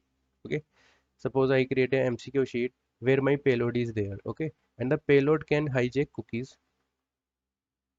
So the hijacking cookies and all we will see in count takeover part. Okay, so for now you can just listen. Okay, so I just made a payload of hijacking cookies and session. And now what happens whenever the user, suppose here the users, and whenever this MCQ sheet is like placed to the students or target. Okay, or whenever any student like solve this MCQ sheet, his or her token or the cookies is sent to the target attacker. Okay, not a target, to attacker, and attacker can easily take over any student's account, even the like support account which verifies the MCQ sheet. Okay, so it was actually target like companies, employees, as well as the public, the student as well. So that's why it's having high impact. Okay, I hope you understand. So now let me show you on other live target. Okay, so let me show you live. Okay, so here in target, after looking all the features, I come to know that there is one feature where we can embed our custom HTML. So let me try to embed any HTML tag first. Let me show you how it works, like it is working or not. Okay, so I have embedded a sample iframe. Okay, so let's see if it is, yeah, it's working. So like if the HTML tags are working, obviously it's a feature. But what if we like embed any HTML tag which having some JavaScript payload? So let's see. So let me embed a sample image tag. Okay, the very similar to. Okay, so let me enable this. Okay, so but it is not working, as you can see here. If I refresh the page, like I can't see the pop-up here. So but obviously I've already analyzed it. So what's the problem actually here? Actually, they have sandbox the embed feature. Like anything, or the you can say see here the document is sandbox and the allow model keyword is not. It means the malicious functions are already sandboxed. Okay, so I have covered the sandboxing part also in upcoming session. Like I have a session on sandbox bypass itself. So what's actually here, so like they are blocking some malicious function, like I am not able to perform any alert, or you can say, let me try some other type.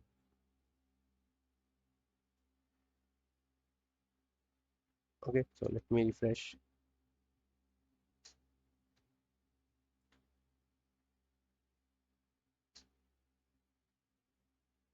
Okay, so I am getting the same thing. As you can see, the prompt is blocked again, so it is due to sandbox. Okay, so don't worry, we will discuss about sandbox in upcoming session. You can see in the list. Okay, but actually here was the real case. I actually bypassed the sandbox and I was able to perform account takeover itself. Okay, so but it's a little tricky thing and you need to know a lot of other fundamental things. So but now I am showing you like how to approach for stored XSS. Still I can try something which you already know. Okay, so let me try some other function. Okay, because the alert, prompt, print are a very basic target cross-site scripting functions which every company blocks in starting. Okay, but it might ignore some other functions as well. Okay, so let me write working. Okay, so now just focus on console. Okay, here I have write a output tag there. Okay, like if it works then it will output something. So let me refresh the tab.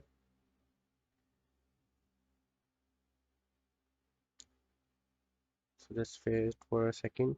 Yeah, as you can see here, but it is working. like they haven't blocked some other functions. Okay, maybe there is a chance of hijacking cookies, or maybe there any chance of making some effect. Like here is the stored XSS itself. I can still perform some actions, but uh, I already told you alert prompt are kind of just visual representation. They do not impart any kind of impact to any victim. Okay, but we have to target victim for account takeover or session hijacking, cookie hijacking, or any other information gathering.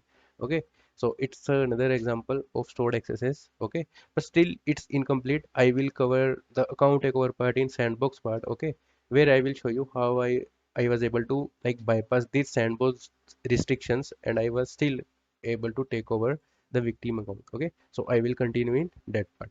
So thank you. Okay, so let me add some more things with stored cross-site scripting.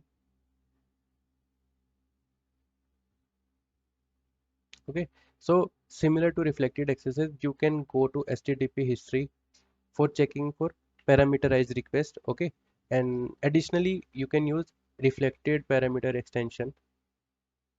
Okay, I already told you if you are checking manually, then it's good. But if you are checking manually and it's on large scale, okay, you don't know which parameter is reflecting or not, then you can again I prefer you to use reflected parameter extension. Okay, so it will try like it will logs all the requests where your request parameter got reflecting in response.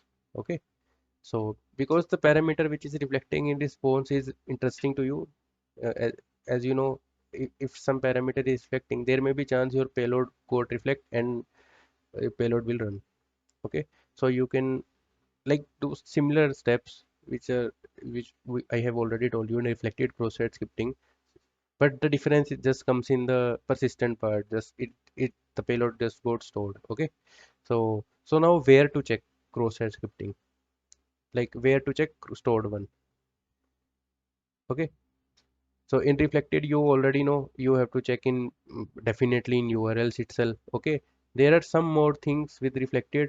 Okay, so you can also like chain, or you can do on large scale in reconnaissance with some tools. So I will cover in the reconnaissance part. But here where to check for stored scripting.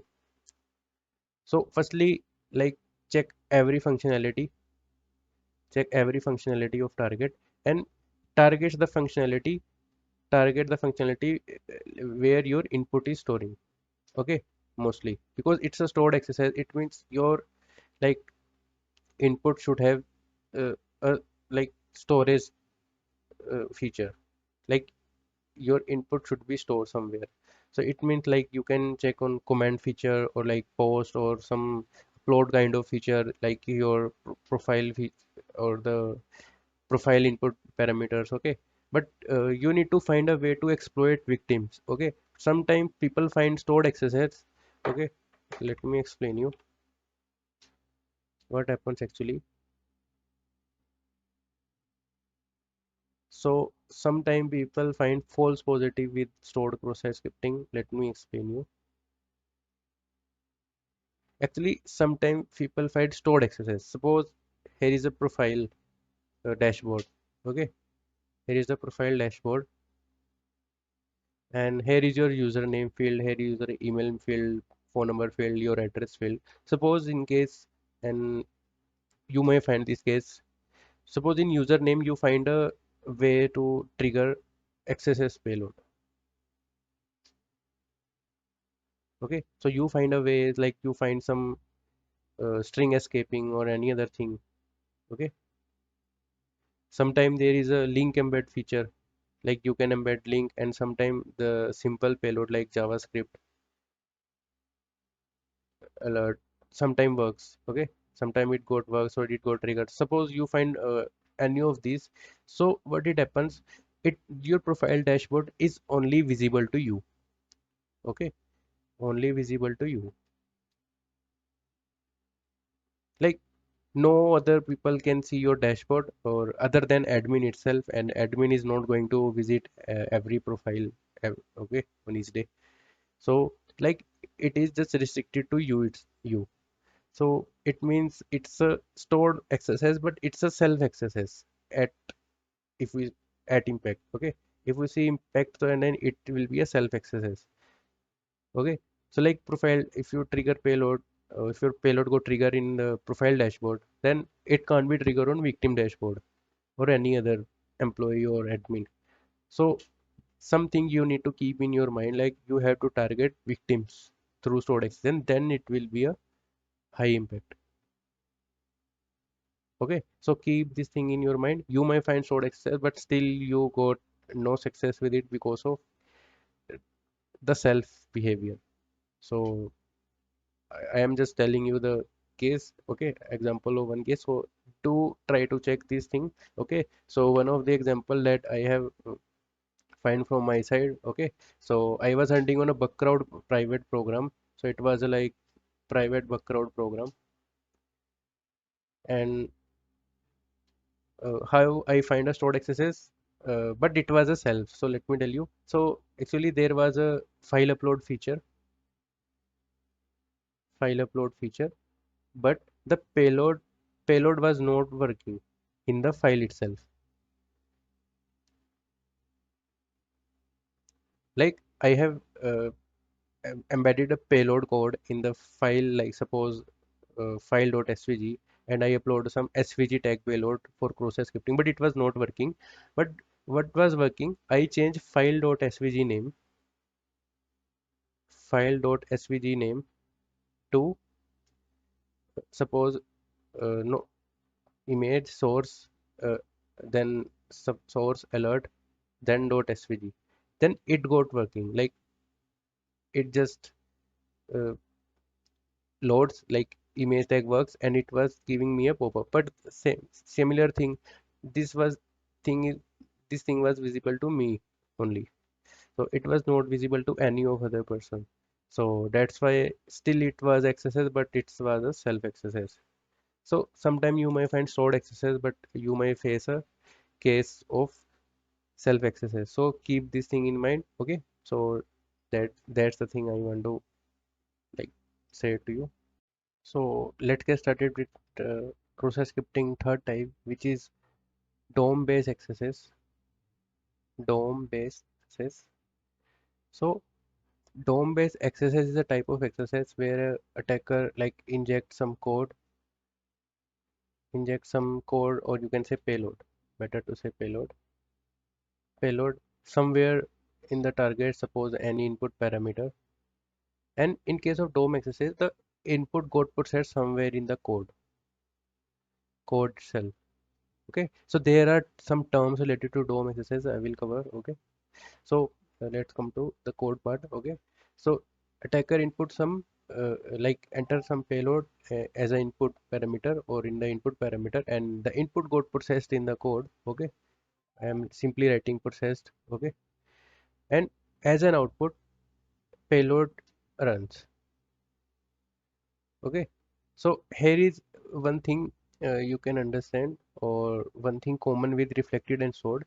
In reflected and stored both, you need to be like your input to be reflected somewhere, and sometimes we can see our input go directly like reflect somewhere.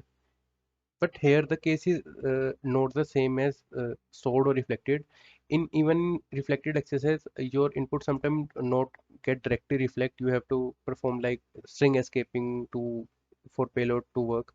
But here the case is different from reflected and stored, because the input may or may not be directly reflected, or if it reflected somewhere, then your payload will not run, because there is some changes you have to made after reading the code. It means you have to read the code. Okay, so it means a little programming is necessary for you, or a basic programming is necessary, because you need to read the code how your input is processed and how it got output somewhere, because the game is in the processing part. You need to like observe how your input get processed, and you need to find a way how can you make the input to be reflected as a payload. Okay, so I think you understand this. So there are some terms with DOM based XSS. Okay, So let me cover. So there are like two terms, source and sink. So source is very easy to understand. It is the attacker controllable part. Attacker controllable part. It means attacker can control source. And what attacker can control? Basically, it's the input. So basically, if there is any parameter like search parameter in the website, obviously we can type anything here. It means we can control this and it can be act as source as well. Okay. So, but directly we can't say search like input as a source. So there are some technically things we say that it's a source. Suppose location dot search. Okay. So location search is a attribute for location object and you can say search function for location. Okay, so it basically returns the output for this search parameter. Okay, like we like understand things technically in DOM XSS. Example of sync. Okay, so firstly let's understand sync. So basically we have understand there is a attacker controllable part, but definitely some part will not be controllable by attackers and it will be a sync. Okay, so it can't be controlled by attacker. Okay, and sync is the part basically where your input is processed. Okay, so it is the part where basically input is processed. Okay, suppose attacker types something in search and location dot search uh, like variable or you can say parameter have already the value of this search parameter. Now how this value will be processed in further code is decided by the sync. Okay, example of sync are eval function. Okay, document dot write function. Okay, and document dot inner html. Okay, if you remember in the lab I made myself for reflected XSS, I used document dot inner html kind of thing. If you remember, you can go to the video and see the video again. So the thing was working as a sync there. Okay, so it was basically example of DOM based XSS to reflected XSS. Okay, so now one thing in mind, DOM based XSS can be of further three thing types. May be reflected because you can't report DOM based accesses to any target. You have to report like DOM based access to something, like to be reflected, to be stored. Okay, both are impactful, but sometimes DOM based accesses is a self, then it will be a self. Okay, then it will be informative. Okay, impact can be just by reflected and stored only. Okay, so again keep in mind there are two like things or two aspects we have to learn from DOM based access. There are two things, source and sink. Okay, source is the place where attacker inputs payload. Okay, or basically an input. Okay, and sink is the part where the input is processed and outputted somewhere in the application. Okay, basically the processing part.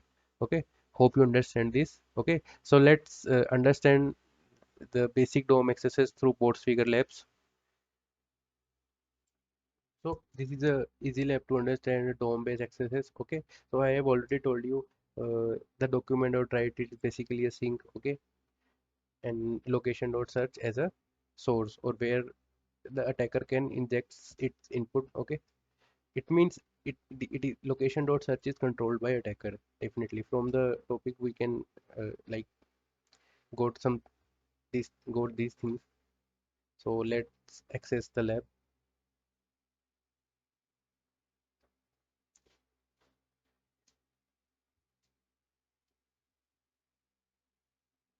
So it is taking some time.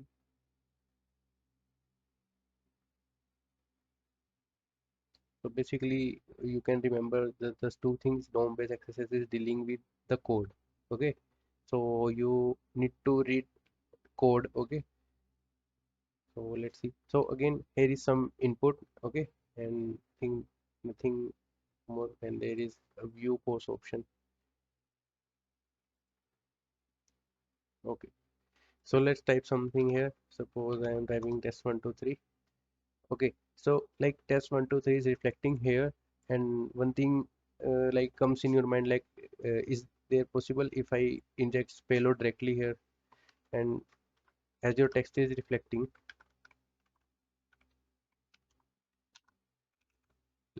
I have already written the payload. Okay, let me test if it is working. No, it is not working, and it is written in string itself. Okay, it means if I like inspect here, you can say anything I write will be written in string itself. So it means this thing, if you think this thing as a like output for the XSS, then you are wrong, because any payload I write, because I have already write here, if I write any other tag, suppose img tag, okay, because uh, also one thing, here is a string. If you think of escaping the string, let us try this, okay, because there is single quote string, okay, so but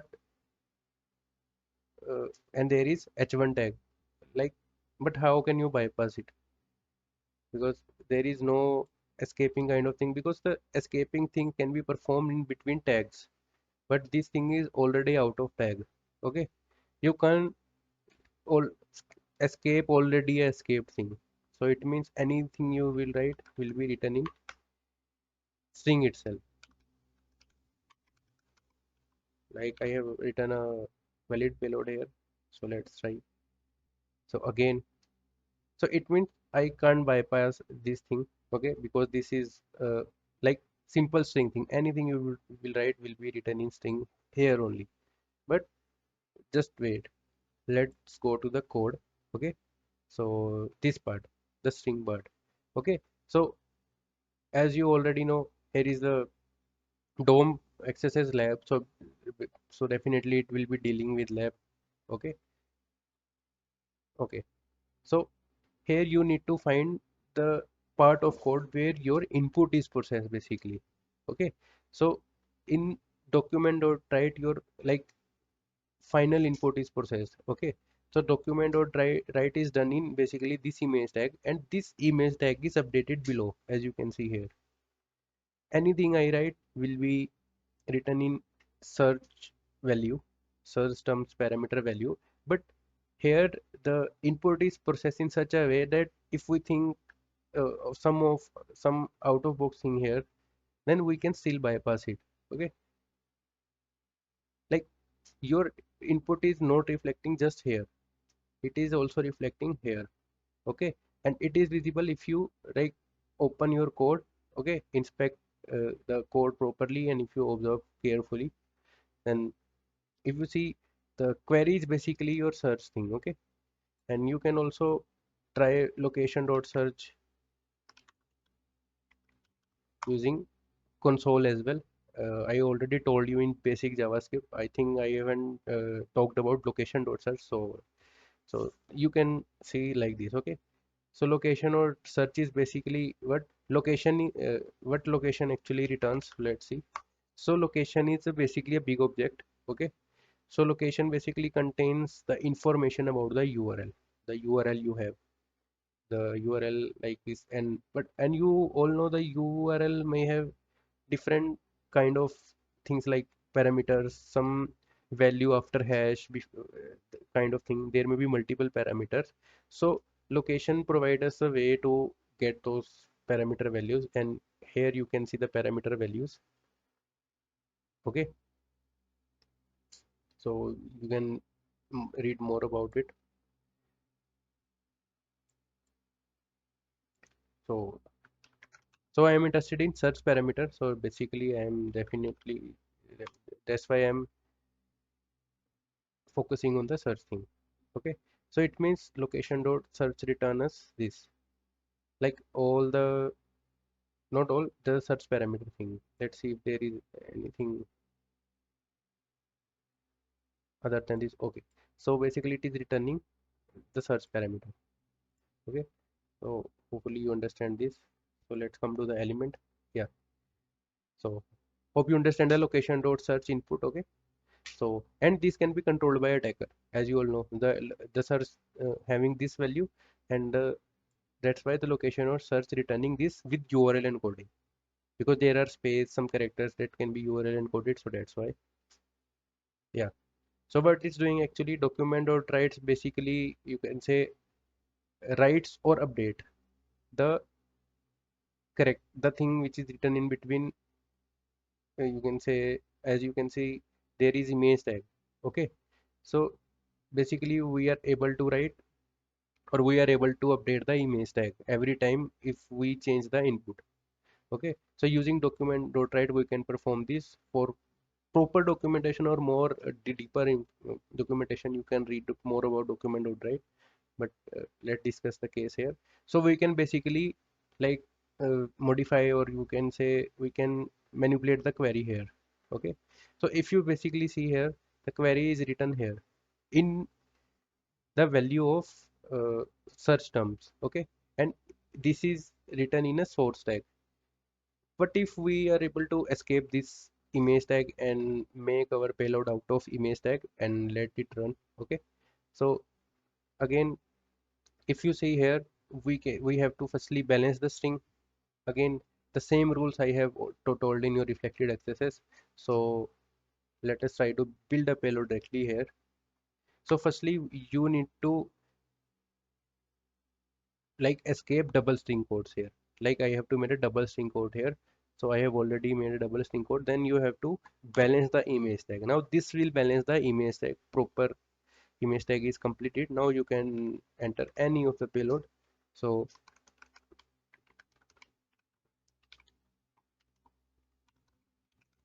one thing in mind, this will again be reflected as a string here. It is not escaped here, but it will be turning out to be like running somewhere else, which is here. Okay, so let us search this now. So as you can see, I got a pop-up, but from where? Not from here actually. It is from here. So if I inspect here, okay, if I inspect here, actually this part, if I able to inspect here, okay, so let me go down below. Yeah, here. So as you can see, I have escaped out of this image tag and got a successful alert. So this way you can, like, try for DOM XSS and try to go for, like, running or reading code and then try to manipulate things using reading code. Okay. Okay.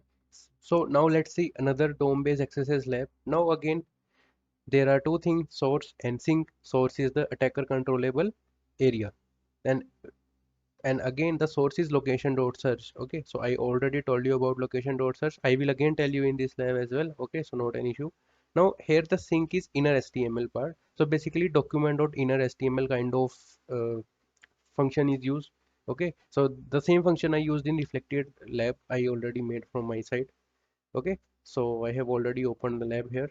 Okay, so here is this search parameter.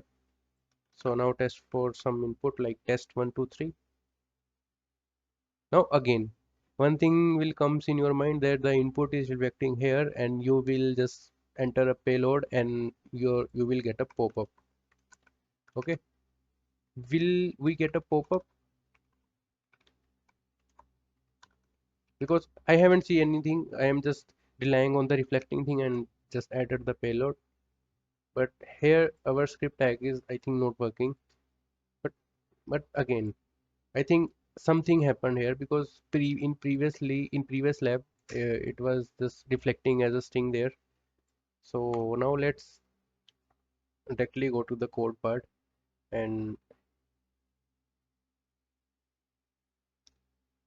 let's come to the, okay, so let's reload because there is some issue. Let's reload the tab again. Okay, so, I just search for lab test.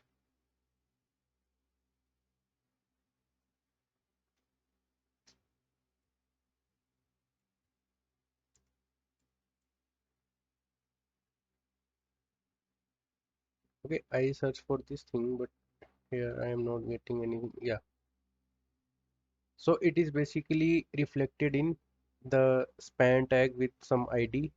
Okay, so is there any client side JavaScript code there? Yeah, here is the code. So the code path is between a div element. So you have to find it manually. Yeah, there is automation as well for DOM-based XSS. I will also tell you.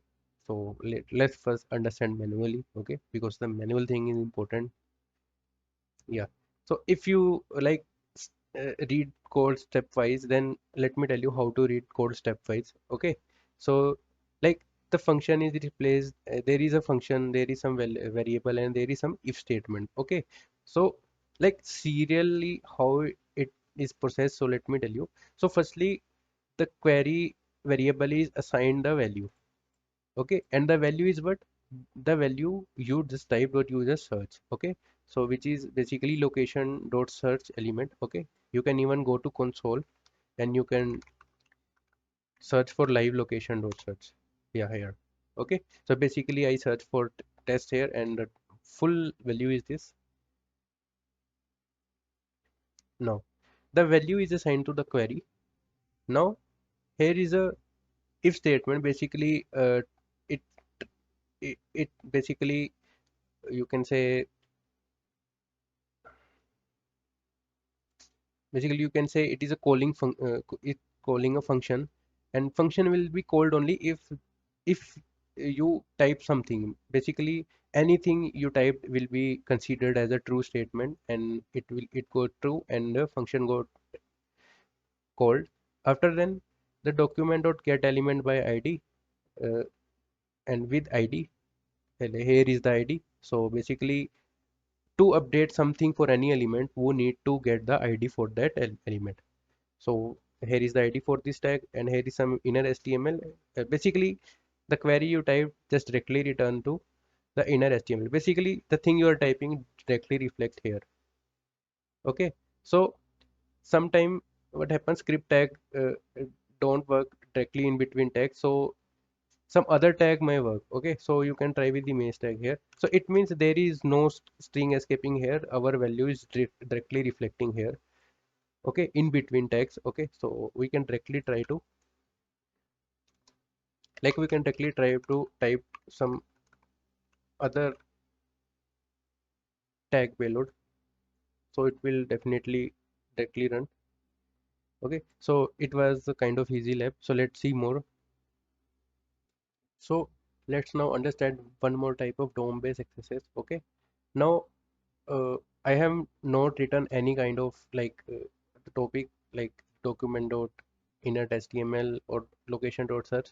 Now from directly from code we can uh, like just what will be the sync and what will be actually the source part. Okay, so here directly you can see here is some eval function which is evaluating the code, and you can directly think or directly just that the sync will definitely be eval function, and input is, yeah, normally the, the parameter you need to understand what will be the parameter then.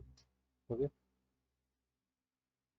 okay, so firstly you need to figure out the inputs area like source. Okay, we already know the sync part, eval function part. Okay, but we need to now firstly get to the source part. Okay, so the source part we can get from the first line of code. Okay, so basically what it does actually, or you can do from here as well. Okay, control U. Okay, so here you can see there is no any kind of input parameter directly given. Okay, first thing. Now how to get input parameter or where to find input parameter, so you can find from code directly. Okay, so here is the sync part. We know. Now we all know the location element is related with the source part. Okay, so basically it's a variable assigned some value from URL. Okay, URL location search with or statement made here. Okay, so basically it is finding for JEFF parameter in small case. If it find any parameter, then it will assign value to the Jeff variable, and the show, and further it circuits the further code. Or statement is doing a short circuiting kind of thing here. Otherwise, if it is false, if you don't use any or there is no any parameter related to JEFF small case, then it will assign Jeff value to the Jeff variable. Even you can see here, suppose I type this test equal to something, like I don't use Jeff parameter, okay, it means this will become false. So we get this as a output, MA name with this, okay. But if I use Jeff parameter, then I am getting the value. So it means we have successfully find the input or the source. Now we have to figure out how to like trigger a payload from this. So firstly, let me tell you something about eval function. Okay. So you let me tell you. So eval function is basically a evaluation function. It will evaluate the things written in between. Suppose I have written 12 plus 12 2. Okay. Even you can trigger other code as well, like alert. Okay. So basically it evaluates the thing written in between evaluation function. So even if you write this in or minus 34, okay, minus 34, then what happens, it evaluate all the things, like first evaluate first, then the additional parameter, then after function will be evaluated, and as the function is alert, then alert should be pop up. So let's see, yeah. So it means it also evaluate differently, okay. So it return, it's like give output as an n, because it is not returning anything, because number can be evaluated with a non-returning function. So that's the thing. Yeah.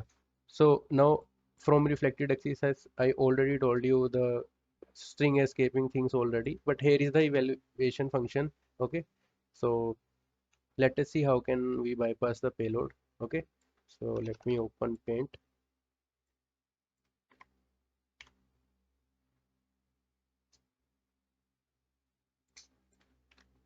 Okay. So here is the eval function. Now you have to find a payload, or you have to like make an input. So here is the input actually. The Jeff parameter is the input. So you can do like type anything here. So I am writing anything. Now you have to make a payload in such a way that evaluation function will evaluate the code, like evaluate the thing, and you have made a payload that it will trigger.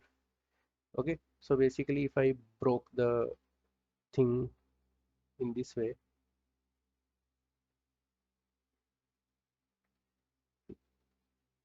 so basically here is your input will be written. Okay.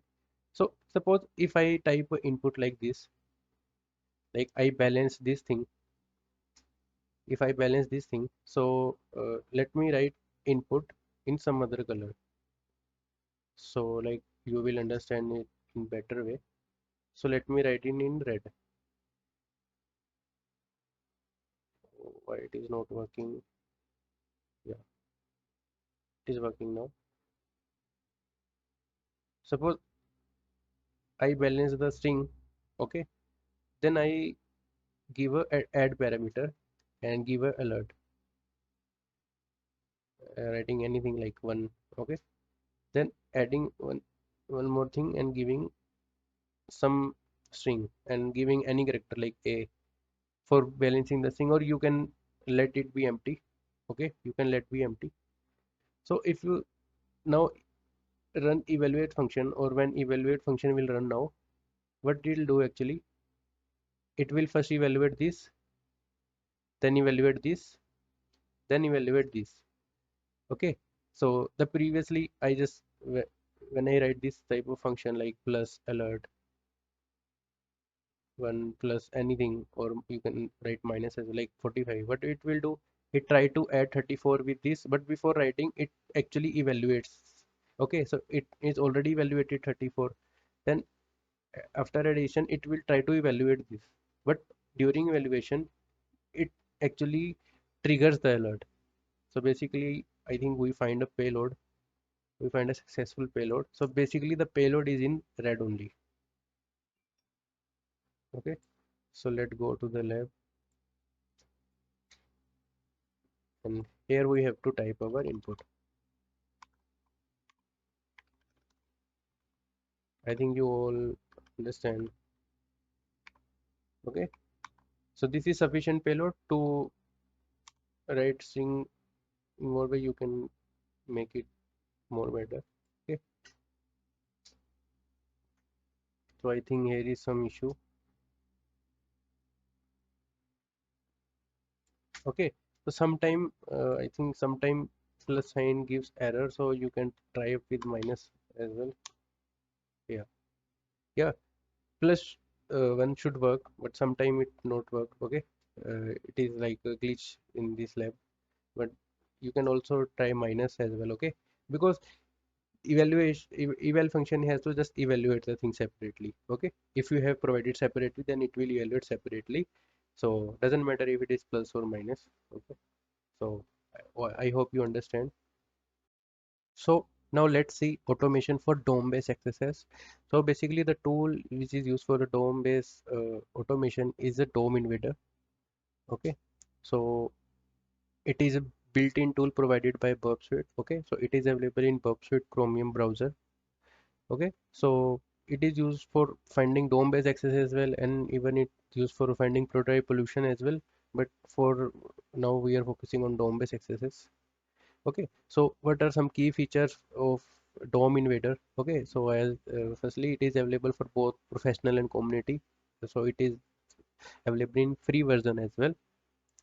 So some key features are like for DOM accesses, it is used for finding reflected accesses. Okay, so you can log, you can modify, resend web messages. Okay, via data send page via post message. Okay, and automatically identify sources of client side prototype pollutions, and you can read more about it. Okay, so first comes the enabling DOM invader part. So enabling is very easy. Okay, you just need to the this Bobswet logo, and here you see DOM invader toggle option, so you have to turn on the toggle option.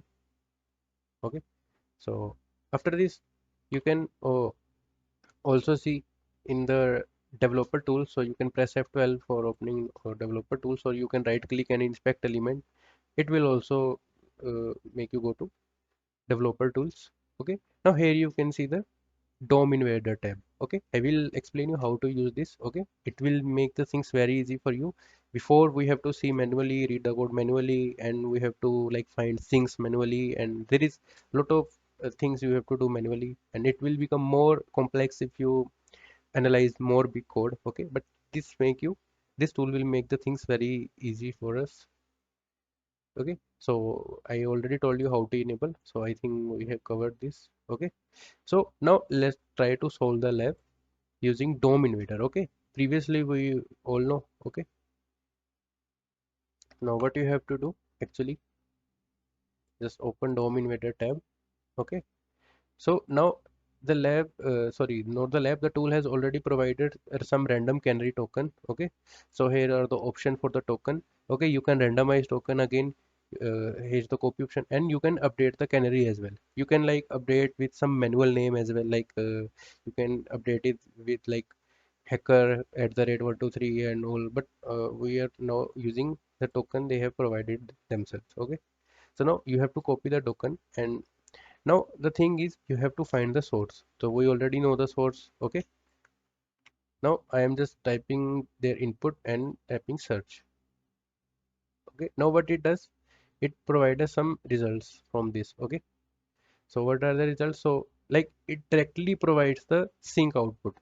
Okay, so where our the token is actually reflecting here, and it's a very simple challenge for you to escape the image tag. Now you can directly build a payload here and directly escape the image tag and perform cross-site scripting attack. Okay, so we already know, but let me show you some more feature of it. So it also provides stack trace feature. Like if you open console, then it also provides the trace of the stack, like where and how the code is processing. Okay, so you can see the end track. Okay, our payload got processed here. Okay, so you can also read about tracing. Okay, so it's not much useful to us, but here is the result, which is very useful to us. Now we can directly like build a payload looking this. Okay, now you have to just escape the string now.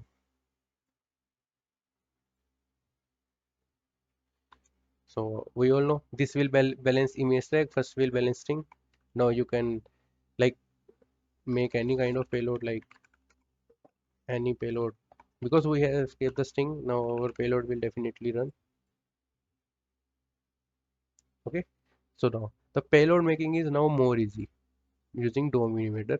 So let's try to solve another lab which was a little typical because it here was eval function. Or okay, so now let's solve again using DOM invader again directly. So firstly check whether it is on or not. Toggle option in on, so it is good. Now go to DOM invader.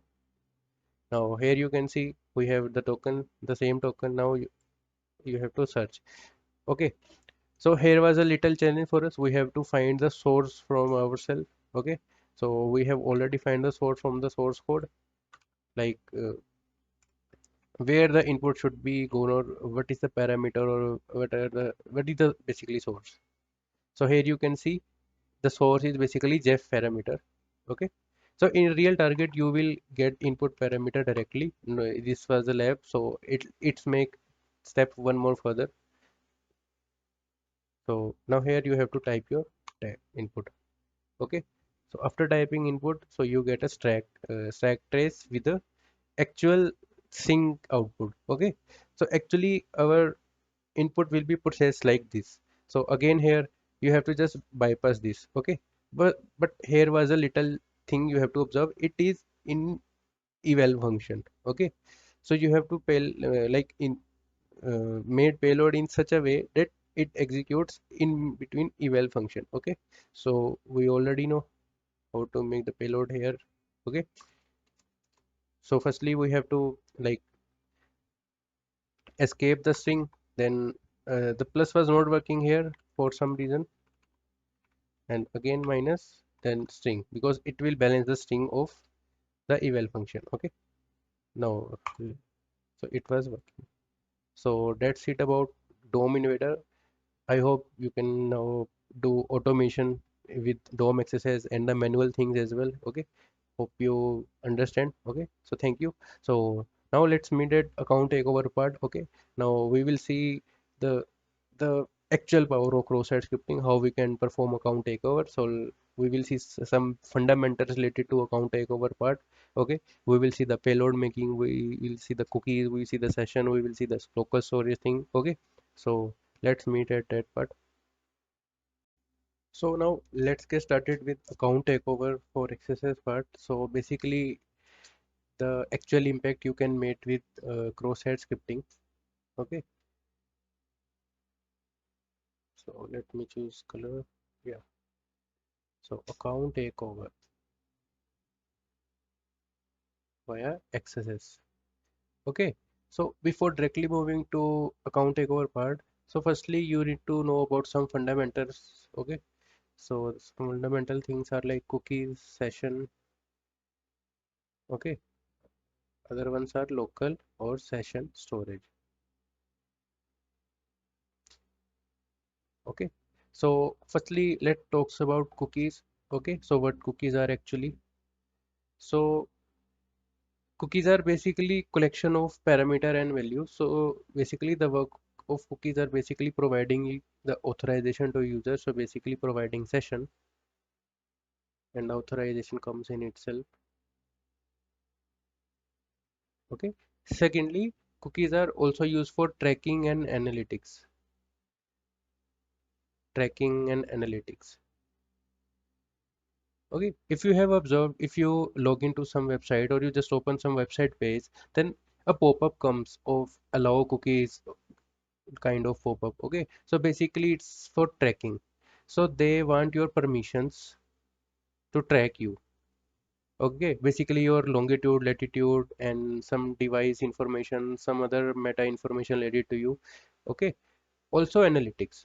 Like some websites uses analytics services like HubSpot Analytics, Google Analytics, Twitter Analytics, Facebook Analytics. Okay, so and else. So these are basically services which basically provide a proper business or user dashboard for you, and so they basically tracks your information, tracks your activities, and provide a information to the application. Okay, so suppose I have a my company or a startup, I want to track what users are visiting in my website, what users are interested in more. Okay, so basically I can log into the analytic services of some third party. So basically these are third party in context to my any target, and so so it can be used via cookies. So basically cookies like take some our device information, our information related to some other meta information. So and the information can be further used as a feeding source for analytics and similarly for tracking. So, but it is not used for us for cross-site scripting. Okay, it's just information regarding cookies. So the game comes here actually. So session and authorization. Basically, let me tell you in brief. Suppose here is a normal user and user log into any website. Okay. Suppose here is a post request of login where your credentials are passed like user, some user name like test at the rate 123 with a password. Suppose password at the rate 123. Okay. And here is the server. Here is the server. So basically this is a client side work. Okay, so whenever you log into any website, basically what happens, so you are authenticated by server. So server authenticates you, like authenticates you, authentication perform on the server side, like the username and password are queried to the database. Okay, further they are queried to the database and all. I am not talking about that and in much deeper. Like, and at the very end, they set your cookie, like set cookie or simply provide a token. In simple words, they provide a token with some random string, a random hash, better to say random hash. So it is a like powerful cryptographic hash in a secured, I am talking in a secured way, because if they are providing in base 64, then you can easily decode and forge a token for victim as well. But in like today's organization or application, they provide a random powerful hash, so as a token. Okay, so which can be further used to authenticate you, sorry, authorize you. Authentication is already performed. Now here comes the authorization part, and this token is also known as session token. Some people say it a session. Okay, so this token has some validity, like it has some expiry time and all. Okay, so it is basically the token which is responsible for you to log in any website. Basically now this has like complete his work, like complete its work. Now the username password work is done. Now website is authorizing you through the token or through the session token or through the session, anything you would say. Okay, in APIs, in context to APIs nowadays, JWT token is given, JSON web token is given. Okay, so the things are same. Again, JWT is again a authorization token. So what authorization token contains, or what actually does, actually it provides a website every time request go to website with this token. Okay, it validates you, like whether you are admin, whether you are a user, whether you are a normal user. Okay, whether you are a developer, analyst, if there are roles. Okay, if they are not roles, then it is just validating you. Okay, if you are valid user or not. Okay, every time if there is some tampering with the token. Okay, if you made any tampering with the token, the website logs you out. Okay, the website logs you out. So basically everything is hidden in this token. It means this token is actually the identity of for any user. Okay, so basically in cross-site scripting we have to target this token. Okay, hope you understand my point. Okay, Like cookies may contain any other parameters also, because but there are some meta parameter which contain some default informations and all. Okay, so but the only use token is like the important sensitive token is the session token for us. Okay, so I hope you understand. So the cookie uh, or session is kind of same thing. Okay, the session is name given to this token. Okay, sometime you would have seen like SSID, PSSID. Like in PHP framework, we often use PHP SSID, like PHP SID. So name may varies. Also, sometime target names it at it's as a directly token or access token. Okay, so we will see that. Okay, so not an issue.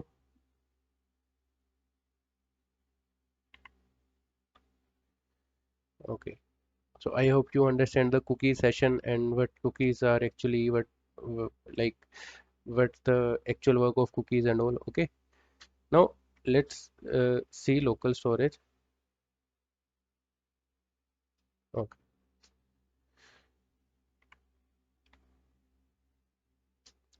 Okay. Here comes local storage or session storage. Okay.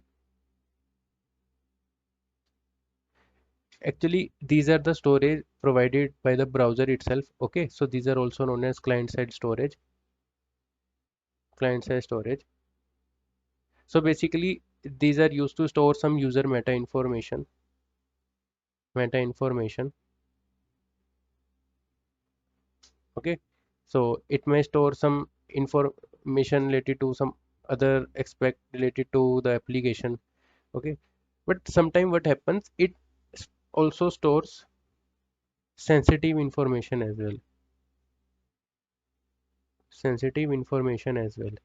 For example, the access token, the important token. Okay, or the user details, or the user details.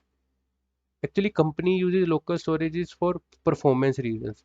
If the if storage if the things are already stored on client side, then the loads on server of application will be less. So basically it is reducing the load on their server or number of requests. If all the data is already stored in our local storage, then number of requests made to the server for the information would be less. Okay, so definitely it is contributing to like performance of any application.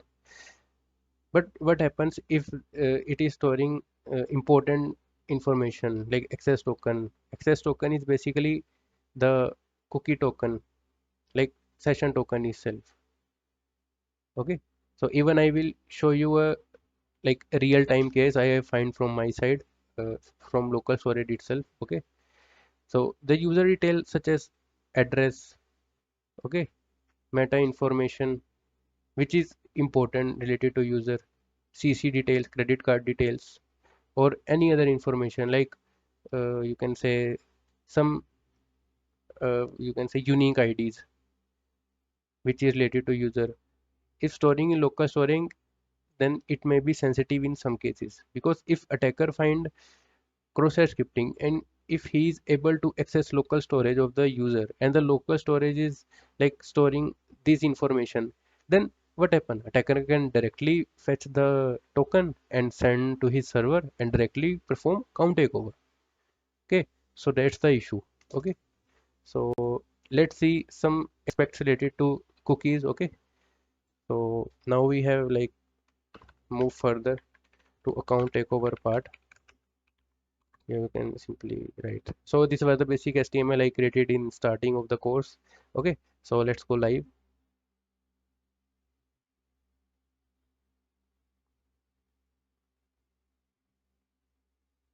Okay, so cookies, session, and local storage can be directly seen on developer tools. So you can directly go to developer tools using pressing using inspect element or pressing F12. Okay, so for cookies you can go to the application and here you can see the cookies itself.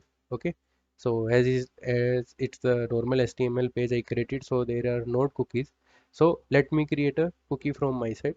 Suppose here is the token, and I am writing just some random string here.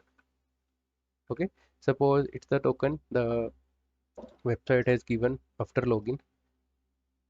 Now how we can fetch this thing? Okay, fetch the cookie. So there is a simple uh, function which is document.cookie, which will return all the cookies. So let me write some other things as well. Suppose UID 12345 or some other thing like email.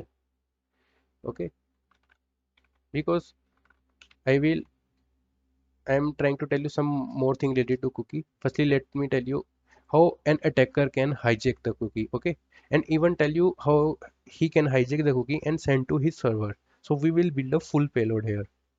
Okay, so but let me firstly complete the fundamental. Okay, as you can see now, if I again type the same command, you can see all the cookies are returned. Okay, suppose I am interested for the token cookie and attacker gets the token cookie, then he can directly use the token and log into the victim account. But the question is how? So that's the important question here. So now let's see the payload, how you can do. So here is the payload. I'm writing in the comment. Then we will see in real time practice. So document.location equal to, here you have to give your attacker URL. So firstly let me write attacker URL. Now then as a sample parameter you can give victim cookie equal to, now addition. Now and addition you have to give document dot cookie. So this is a simple full payload you can use, but you have to like provide actual attacker URL here. Okay, so for attacker URL I am using uh, Burp collaborator. So taborator is similar to Burp collaborator.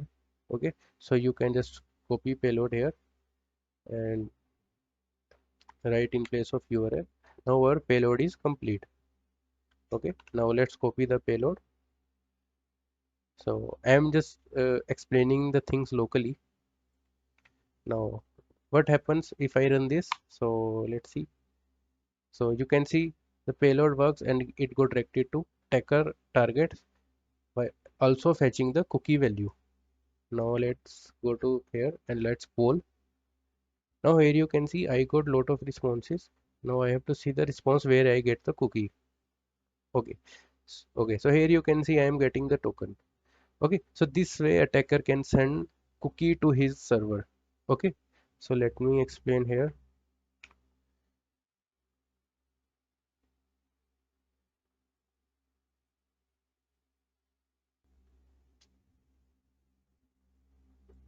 Okay, so let me tell you what I have done actually, what payload I have built.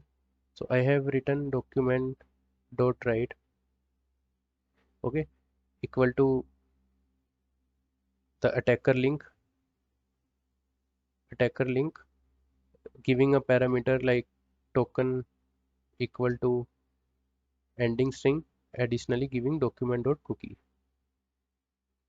document dot cookie.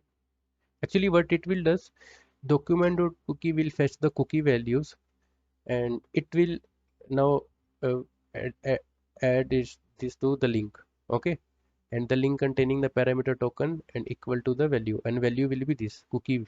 Okay, and document dot write does what it like, sorry, I have used document dot location, not write, sorry.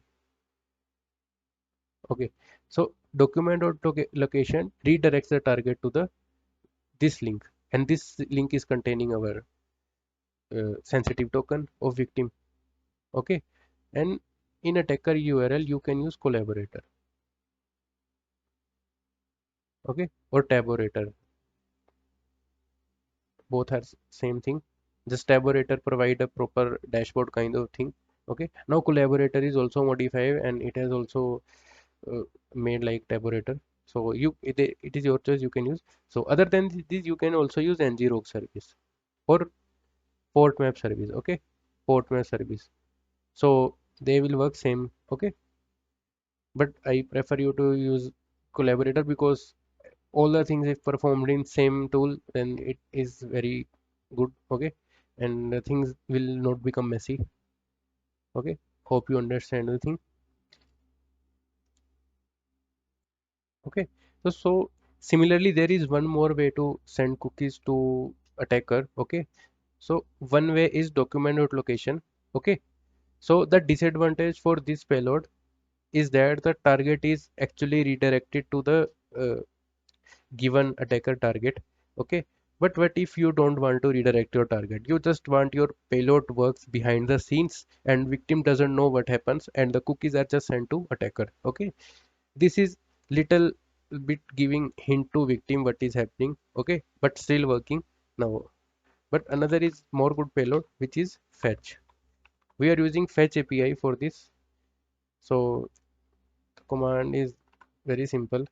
We have to give fetch function. Okay, so you can read more about fetch function, but for this purpose I am just telling the purpose, because you just want to fetch the cookie and send to the attacker server. So this is the payload. You just have to give here the link. Okay, additionally giving the cookie. So let's copy this. So we will see the difference. What's the difference between both the payloads? Suppose now I am using this. Okay, actually it return promise as a response. Okay, so not an issue. What's the promise and all, because we are not going for JavaScript things. So the payload have run successfully. Now let's go to the tabulator tab and let's see any response here. So again, so we are getting cookie as a response. Okay, so hope you understand the point. Okay, so I personally recommend you to use any of these because the treasure doesn't like restrict anything, because if the thing is working then let you can do. Because but in better and real time practice I like suggest you to use fetch because it doesn't redirect the target. And one more thing, uh, the victim doesn't get any kind of hint what has happened. Okay, so you can use fetch kind of thing. So hopefully you get my point. Okay, so let's move one step forward. Okay, so now let's come to local storage here. Okay, so I have like already made a local storage parameter token and with my name Anurag JWT token. So again, local storage contains some meta information, suppose user, and here is test 1 2 3 4. Okay, again another parameter. So similarly, local storage can also be fetched using JavaScript. So if I type local storage, then you can see I got storage element. Okay, as a JSON response. You can also fetch specific local storage element also, like get item, and now you need to give parameter here. So from above you can see there are two parameters, token and user. So suppose I am interested in token, now it will return me the token value. Again you can send this thing to the attacker server. So the very similar thing. Okay, so now you just need to modify the payload here. Now what you need to do, you need to give storage. Okay, so lot of people think like I am doing things in console because the things will be same everywhere. Just the place where the payload is getting input is changed, but the things will be same and the payload will be same. Okay, because if you read the payload here, fetch will like give a request to this server, and additionally we are giving local storage item token. It means this value is also sent to the attacker. Now let's see. Now, if you observe, the target is not redirected. Okay. Previously, document.location does it was redirecting the target, and the it is intentional because document.location redirects. But the fetch is good. Now let's go to. Okay, so we get a ping here. Okay, so as you can see, I am getting local storage value here. So similarly, local storage can be sent to the attacker server. Okay, and one more thing. similar to local storage, session storage is very same. Okay, so similarly you can do for session storage as well. For local storage element and session storage, okay, the very same thing, the payload will be same. Okay, just the session storage dot get item and the parameter value. So I hope you got my point and you got to know how can you send things to the attacker server as well, and you can make payload now. Okay, now let's move one step forward. Okay, now one thing I haven't talked is the restrictions. Okay, so cookies can be sent to attacker server if and only if the HTTP only parameter is false for that. Suppose this is the session token for the cookie and the HTTP parameter is true. Suppose I have enabled it, and even you can observe nowadays the secured applications have implemented true HTTP only for the session token. Okay, now let me clear the console to make the things clear. Now, sorry, the, to get cookies. Now you can see I am not getting the token. Why? Because the HTTP parameter is enabled. It means if I am not getting cookie, then I will not send the, yeah, I am not able to send the token to attacker server. Let me clear these instructions. Okay, so let me again make a fetch request cookie. Now, what should be done? The cookie should be sent to attacker. Okay, but this value, as I already told you, it HTTP only. Okay, it is a restriction for the cookie to be sent to any third party service. Okay, basically, or via HTTP, you can say, not HTTP, via HTTP only. So let's go to interaction. Yeah, we will definitely get instructions, but I am not getting the token now. So that is the only restriction. Okay, for the cookie.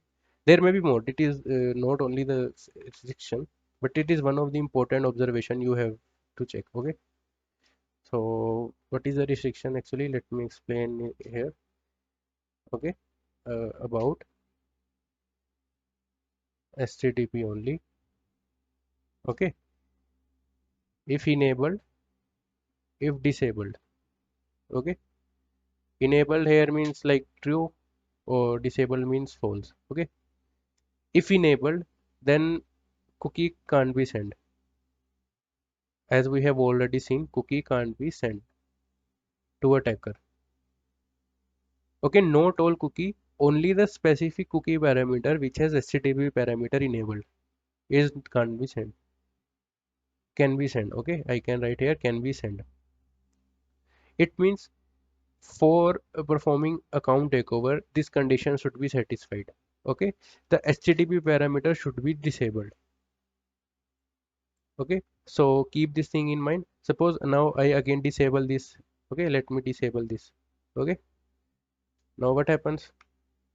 Now I have again sent the information to the attacker. Now I am getting the token, as you can see here, the token and the value. Okay, so keep in mind this thing, and we have no such thing with local storage. If the parameter value is there, then we can fetch, but if it is not there, then we can't fetch. That is simply with local storage. There is no such restrictions with local storage. Similarly with session storage, but there is some restriction with HTTP only kind of thing. Okay, so I think hope you understand the thing. Okay, so that is the things that are related to cookie session and local storage. Hope you understand this. Okay, okay, you can read more about cookies and local storage in the Google if you read if you more want to read about it. Okay, if or okay, so there is one question you people may ask. Okay, in query section, so let me cover here. Okay, so lot of people ask like let me write the question here. How to get or how to know which is the sensitive token. Okay, so that should be a valid question. Okay, so in real time practice, you may get multiple tokens. Okay, okay, so in real time, like you may get multiple tokens and you may be confused. Like, let me show you with an example. Okay, so as you can see, I am logged into my Portsfigure account here. So if I move to cookies and see my cookie tab, so in related to portsfigure.net, there are lot and lot of cookies here, as you can see. Yeah, remove are kind of non-sensitive thing, but there is one session ID, authenticated user verification ID, like session ID, verification ID, like there are multiple IDs. Then how to get or how to know which is the sensitive token? Like if you are like focusing on XSS and you find XSS, valid XSS, but you need to find the cookie value, which is the authorization cookie actually. And then how to get to know which is the sensitive cookie. And here in case you can see it is HTTP enabled and it is also HTTP enabled. It means if you get to know which is sensitive, then still it is of no use for you because you can't send token to the server or attacker server. So I am showing you the best way or telling you the best way to know which token is sensitive. Okay. So for this you need to log in. Okay. Easy way. I am telling you the easy way. Log into the target and like capture the response. Capture the resulting response. Capture response. Okay. So even in login, during login, you may have some cookies as well. Okay. So they may be tracking cookies or some analytic cookies or some else. Okay. Related to something else, but not authorization cookie. You will get authorization cookie only after you are login. Okay. You are authenticated with server. So when the server send you the response, to capture that response and there will be something like set cookie. Okay, so the set cookie value is actually the authorization token. Okay, so you can copy the token and go to inspect element or the developer tools and check whether this cookie has HTTP only disabled or enabled. Okay, so if it is disabled, then you can keep this on hold for finding for chaining it with a valid XSS issue. Okay, hope you got my point.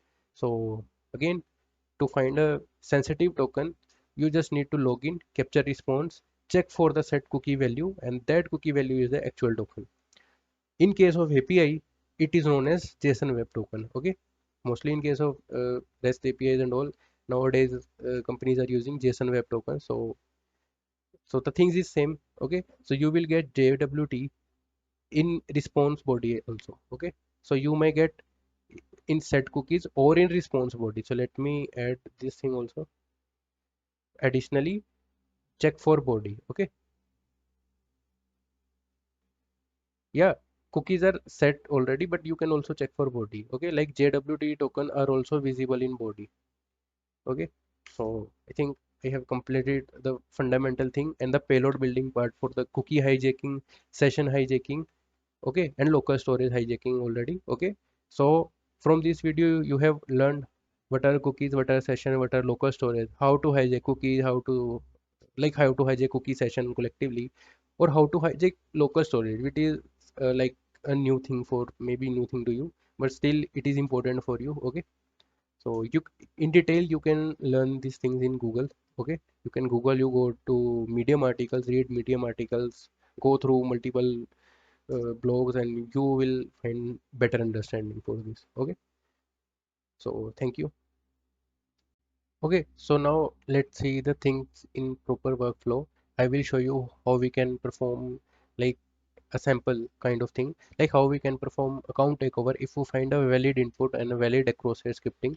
Again, one thing keep in mind, like alert prompt preempter just for visualizing.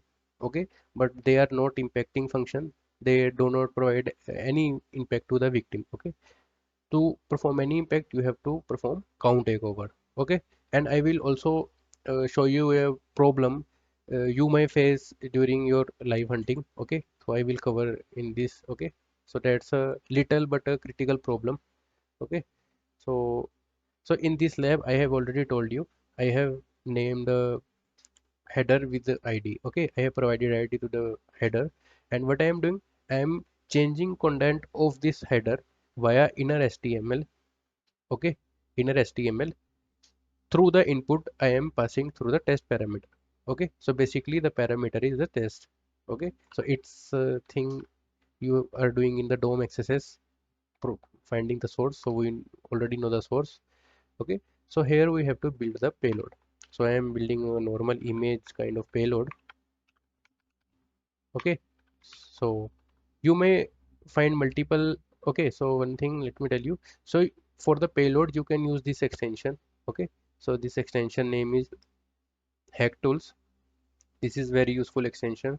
Okay, for cross-site scripting payload. Okay, if you may like don't get any payload the time, so you can use the extension. Okay, okay, so I am building the payload. So I am building document.location payload for now. Okay, you can use fetch as well. If you don't remind of payload, you can just go to extension. Okay, so let me firstly clear this. Okay, now create and copy the payload, give it here. Okay, now giving an sample parameter.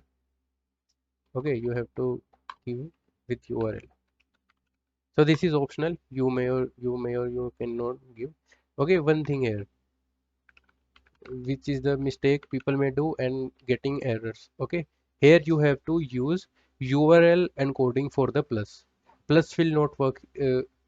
Okay, so you have to provide %2b as a encoded URL for the plus. Okay, which is a plus will not work because browser may not able to relate this thing. Okay, so I think the payload is completed.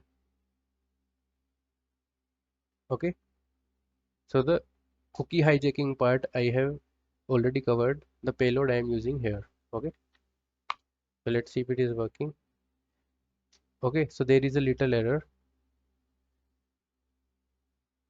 Okay, so I don't know. Okay, I got the error. Actually I haven't provided https in the URL here, I think. Okay, I I have provided. Oh yeah, it I think it was a previous payload. Okay, so you have to provide https in the URL. Okay, and change +2. Okay, let me again make the payload. You may be confusing to you. Okay, I'm using eval function. Okay, document.location, and here you have to give the URL, and just don't forget to give the https cookie parameter thing. Additionally, document.cookie, and let's see if it is working. Again some kind of error. Let's see what's error is. Okay, I think everything is all good. Okay, for getting error you can just directly inspect this. Okay, what is not running. Okay, I think you spot the thing. This is the problem actually people face. Okay, payload is all correct but still the payload is not running. The reason is because the browser is not able to relate the plus thing. So you have to give URL encoding here. Okay, so now let's see. So now it's work. Okay, so that's the thing, just keep in your mind. Okay, sometime a little thing might create large problems. Okay, now we have already got interactions. Okay, so we got the token here. Okay, so this way we can like change full XSS to account takeover. Okay, XSS to full account takeover. And after getting token, you know how to use token. Edit the cookie, refresh the browser, and you will logged into victim account. Okay, so but I have shown this is in the lab. Okay, I will also show you live example in further coming sessions. okay, live POCs, okay, what I have done in bypass and all, okay. So but just want to get you the point of like making a valid payload, okay. So there may be multiple ways to make this type of payload, okay. I have used this one, you may use different one. You can take hints from hack tools, or you may take hints from some GitHub cheat lists, okay. So here are also some examples, okay. Some, okay, so here are some kind of payloads like using image dot source, using document dot location. I have already shown you. So there are different ways like fetch way also, okay. So there may be different way. So I hope you got my point. So thank you. So hello everyone. So welcome to the new part. So basically it is related to bypassing XSS restrictions. Okay. So the example we have seen till now and the labs we have solved till now. So we have not faced any kind of like additional filter or additional restriction, okay. So additional restriction can be of type like some kind of filter like like preventing from this type of characters, okay, or maybe any other characters, okay. Suppose it is blocking 0 to 1, A to Z, like other type of characters. So now we face difficulty in these cases because we are not able to bypass this type of case. This case can be normally bypassed by using standard cross scripting payloads. So like we have to use some kind of methods like encoding, okay. Like encoding type of methods we can use, and encoding characters, online filters like HTML encoding, okay, URL encoding, okay. So there is one type of restriction, okay, like sometimes kind of filter encoding, okay. So there may be another kind of restrictions, suppose sandboxing, okay. So we will see that also, okay. So it is used by lot by application nowadays, okay. So we will see that thing also, okay. So firstly let's see like encoding thing, okay. For this let's move to the lab, okay. So here is one of the lab, okay. So as you can see here they have applied a filter like this type of character, the string, okay. The closing brackets can't be used, okay. So let me show you how, like what's the problem actually. So from the source code we have to find the source first, okay. So here is the parameter, okay,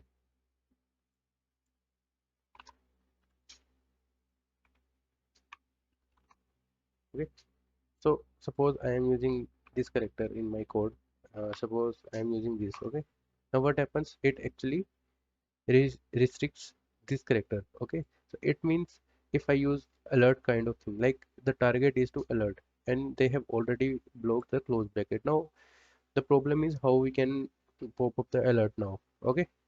We will see real case also, okay. So I will show one of write up, okay. So explain you how encoding can be used in real scenarios also. So firstly let's see this, okay. So it is not simple as such as it looks, okay. So let's go to solution, okay, because otherwise it will take time, okay. So firstly let us use simple payload, okay. So let me show you where's the difficulty we will face. So normally you will use this payload, but you can see we are not getting any alert. So let's move to elements, okay. So if I inspect here, okay, or if we move here, so let's see where the tag is reflecting here. Yeah. So as you can see, our payload is reflecting here, but is it not working? As you can see, the closing brackets have been removed because of the filter they are using. So now what they suggested, like first use HTML entity coding. Okay. So basically they encoded the alert part simply because we are not facing any difficulty in the first part. We are facing in the alert part only. So basically they encoded the alert, but here the problem arises again because in URL and will be considered as a parameter ending. Okay, so basically and is used to like start a different parameter. Like if you want to give multiple parameter, then you can give like a equal to b and c equal to d. So basically and is used to differentiate between them. So again we will face difficulty. So then they just encoded it to URL. Then basically first they apply HTML encoding, then apply URL encoding. Okay, so now let's see. Okay, so in real time you can encode using filters, or you can use like services like this. Okay, suppose I want to encode this. Okay, so basically for encoding you have to enter here. Okay, suppose I want to encode here. Okay, so as you can see our brackets are encoded now. Okay, so if you are going to encode it again, then you can encode it again. Okay, so we will see a real double case encoding also in the write up. Okay, so let's copy the payload. Okay, so I think you have already observed what we are doing here. Okay, so it's not the case always like here. There may be different cases. Okay, sometime the filter is not visible to you. You have to like blindly guess the filter like what they are using. So you can guess the filter by using multiple tags at one time. Okay, if you get to know what tags are blocked, then you can try to build a payload from your side, and if they are still blocked, you can try to encode them. Okay, so hope you understand. Okay, so let's see a real world case where hunter find reflected XSS using double encoding. So basically the simple payload was not working. Even the uh, person encoded it once time, but it was still not working. So when it used double encoding, the payload got worked. Okay, so if you directly move here, as you can see here, there was some search parameter. Okay, so again it was reflecting in the URL as well. Okay, so you can read the article I will provide in the description. Okay, so basically the input was reflecting, so very similar to the cases we have seen already. Again, so what was the problem actually when he used some other parameters like you can see here. Okay, and ampersand kind of thing. Okay, so basically they are replaced with and. So basically they are using encoding here. Okay, so they are using filter already, as you can see here. Okay, so but when he used double encoding, as I already shown you how to use double encoding. Suppose you want to encode. Okay, so let's take his example. Okay, and if you can use this. Okay, so it can be encoded into %26. If you want to encode again, then you can copy %26 and go to here. You can use more other tools like cyberchef. Okay, and even you can use the decoder tab of Burp Suite. Okay, like I want to encode in HTML, then you can use here, and you can use. Okay, so you will see very similar output. Okay, hope you understand. Now how he escalated it to a reflected XSS. So now let's see. So basically when he was using a payload, and even he used single encoding, but still the filter was working. Okay, like the filter of website. But when he used double encoding, then the payload got worked. So you can read the blog. Okay, so understand. So he basically try to input some uh, parameter in the input field. Okay, so I think you understand this. So basically he use on focus listener. Okay, and autofocus function. Basically autofocus focus to this input tag, and on focus will give a pop-up. So basically it will automatically run. Okay, so basically there is I think not on load function for this tag, so that's why he has to use this. I think you understand. Okay, hope you would understand. So basically there may be cases you may have to use some encoding, maybe single encoding work sometime, maybe double encoding work sometime. Okay, so let me show you one of the resources. Okay, to get an idea about. this. Okay, so you can go to the payloads all things repository in the GitHub. Okay, Swisky repo. Okay, so here you can see a lot of things related to cross-site scripting. Okay, so we are basically dealing with the, you can say, the bypassing thing. Okay, bypassing using encoding, and also here are lot of cases. Okay, so you can like visit here and check for this. So as you can see, there are lot of cases. So this will give you a brief idea. Okay, okay. So directly reading this may be a little complex, but if you understand the topics, understand the concepts, then it will be a little simple for you. Okay, so we will discuss some more things in upcoming sessions. So you can visit here. Okay, so it is one of the great resource. So thank you. So now let's see sandbox bypassing. Okay, sandbox by sandbox bypassing, or you can say bypassing sandbox restrictions. Okay, so before directly knowing sandbox bypass, firstly let us know what are sandbox. Okay, so or what is sandboxing. Okay, so basically sandbox are isolated environment. Okay, so basically sandbox are it's isolated environment which are actually separated, from main target or main domain.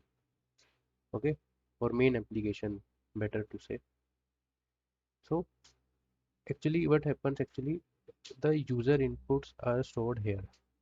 Okay, so basically any code or which is malicious or which is not malicious are separated to some other environment. Okay, and the main domain kept different from it. Okay, so let us see from a simple diagram.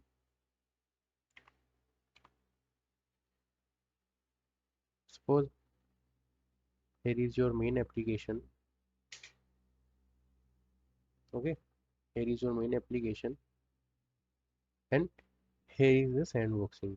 Okay, so it is not visible like it is not actually visible like this, like some kind of box in between application. So what happens actually, suppose here is the target.com, and suppose sandbox is some other subdomain like sandbox.target.com. So this is work in this way. Okay, so now what happens, anything you input somewhere in the target, like in comment section or any upload or any kind of embed feature, so your input will be in the sandbox. So input will be gone there. And what are the benefits of sandbox through target.com? It contain no cookies, or you can say cookies are null. So like there is no user related data here.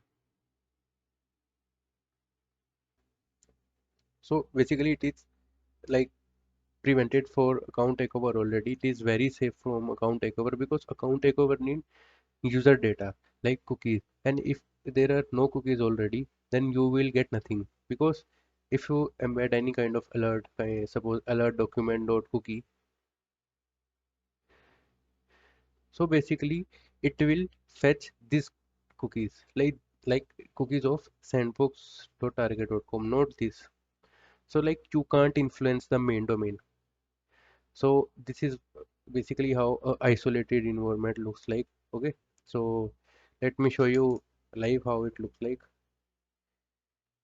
Okay, so here I already like shown you the stored XSS thing and what are the things I was facing. Okay, so let me recap the thing. So before I was trying to getting an alert, I was getting an error, which is basically a sandbox error. So let me show you. Let me refresh. So anything like alert prompt print I was using before, so I am getting a sandboxing error. It means they are using sandboxing. So where's the here? Okay, so basically the document is sandbox.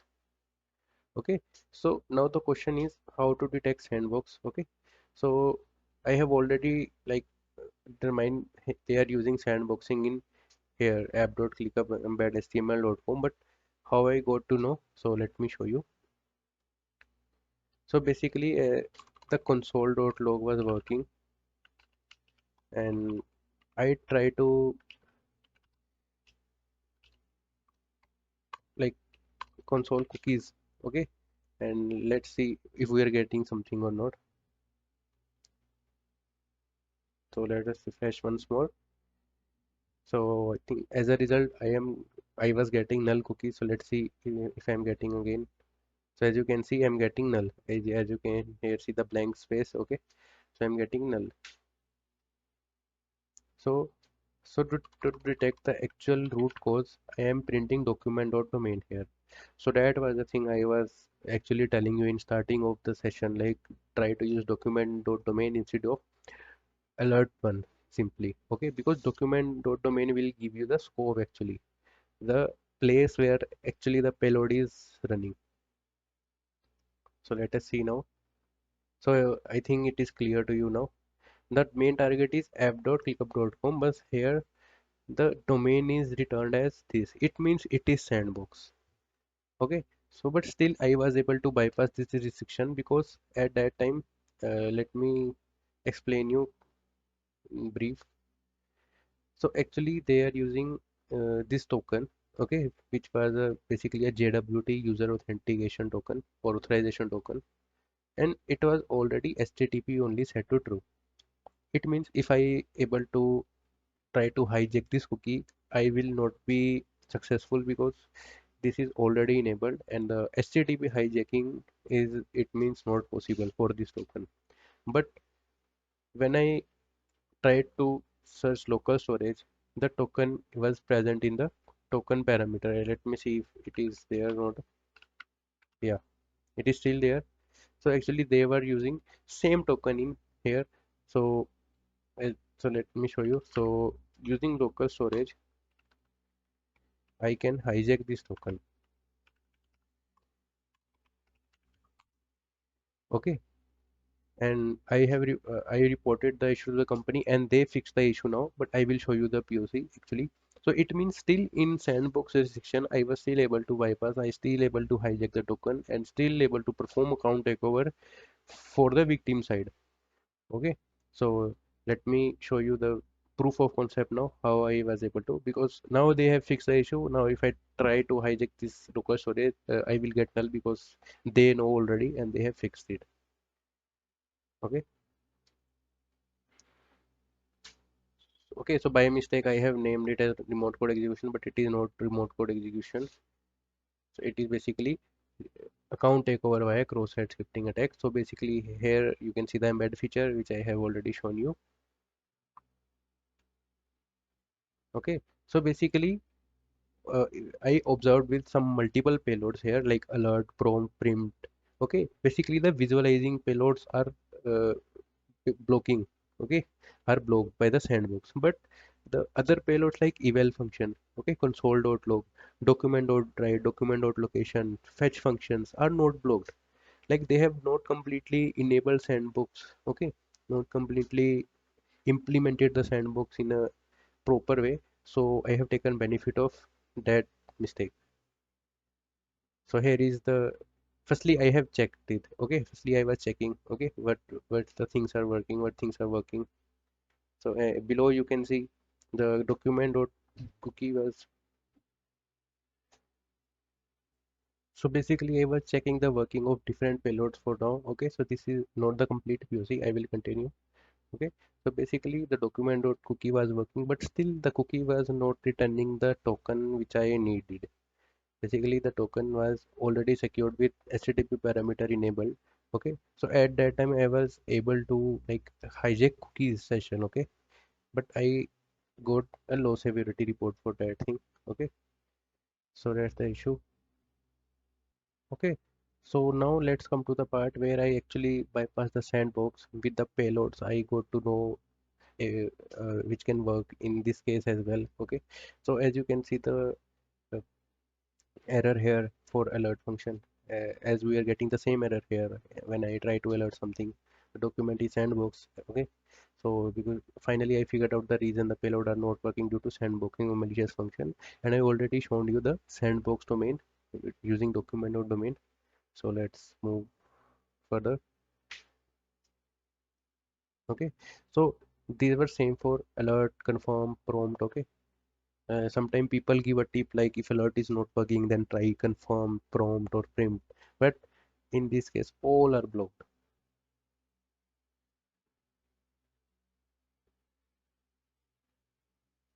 Okay, so now here I come to the embed feature. Okay, and it was using some Angular framework. Okay, so what I have written here actually, the XSS is not just alert, confirm, prompt, etc. We should be able to access DOM elements, and it can also be checked by printing outbreak console.log DOM element. And I try to access document.location, document.cookie, local storage. Okay, because I'm just try to explain here, like people just uh, like give up if alert, confirm, and prompt is not working. They like give up and don't go further. But this is not the actual XSS thing. The actual XSS thing begins with other DOM elements. Okay,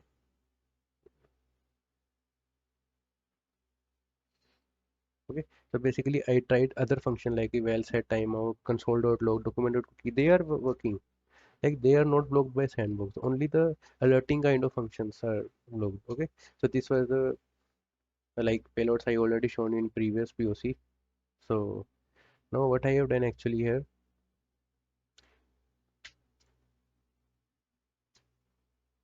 Okay.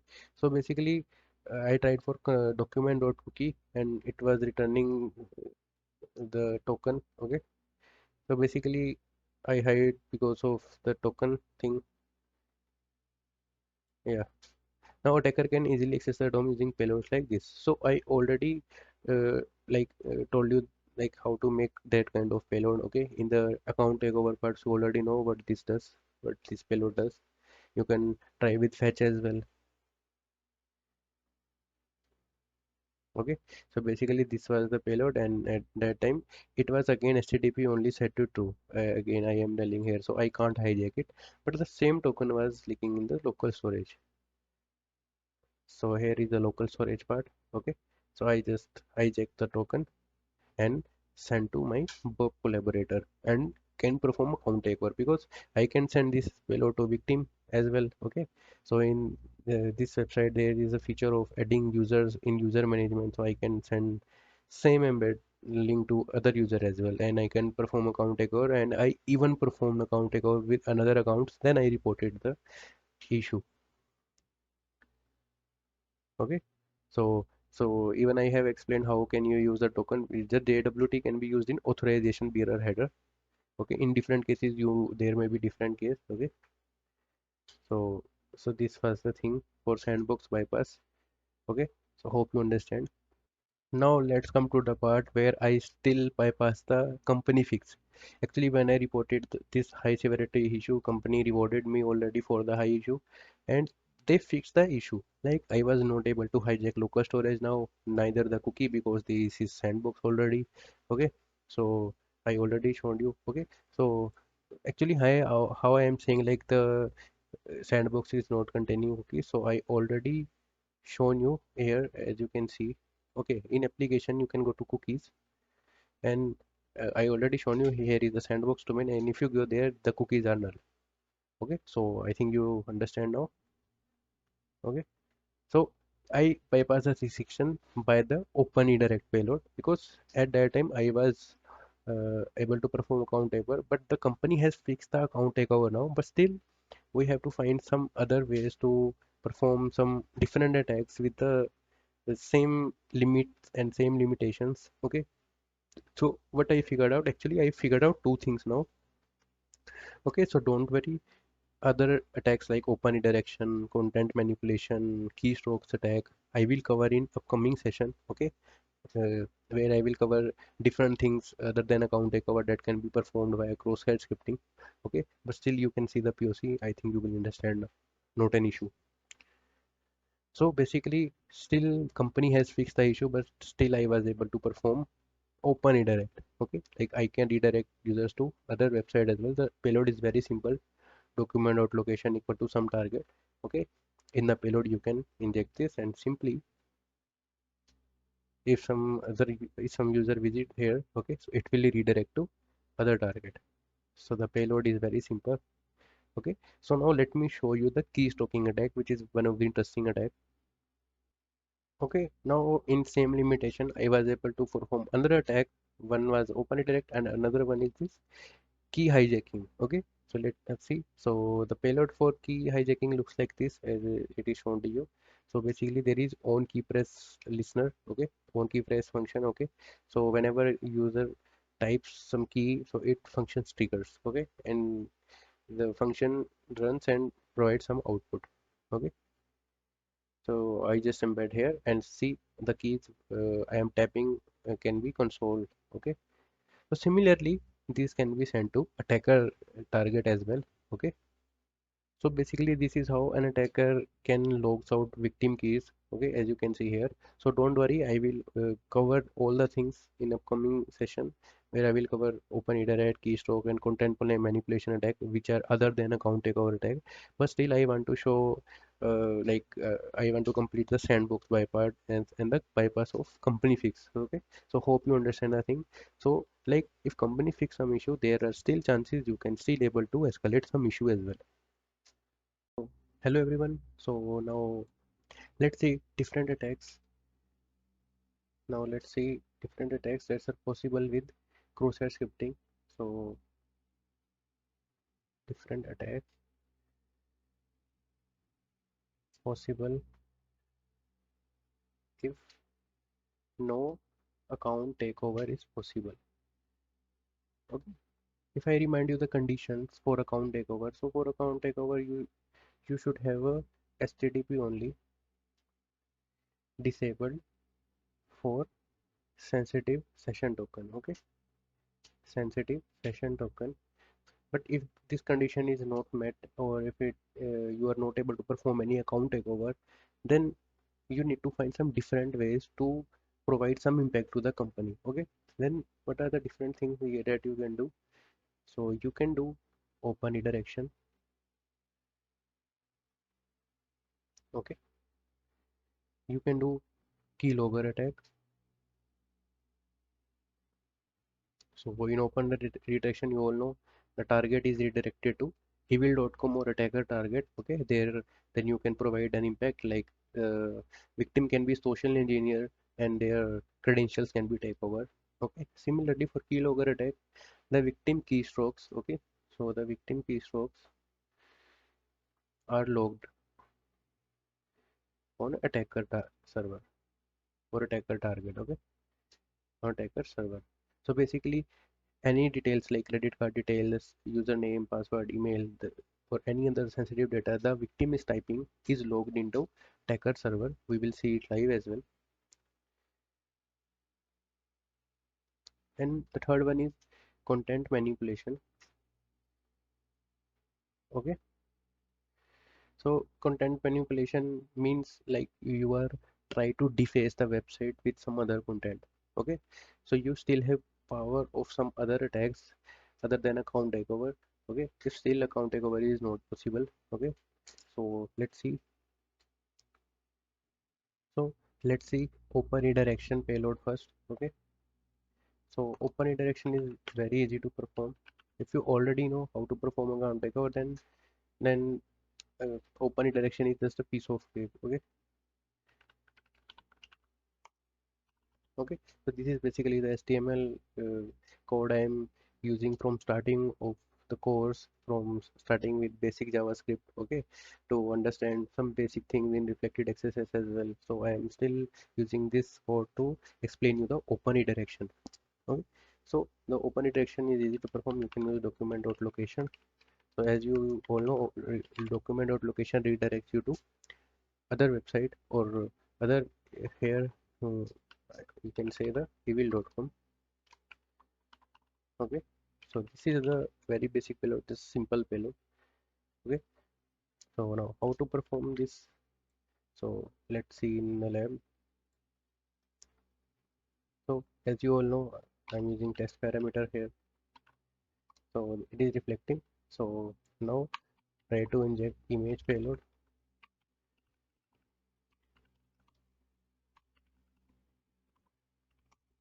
So now as a open redirect, you need to modify it to document.location equal to like evil.com.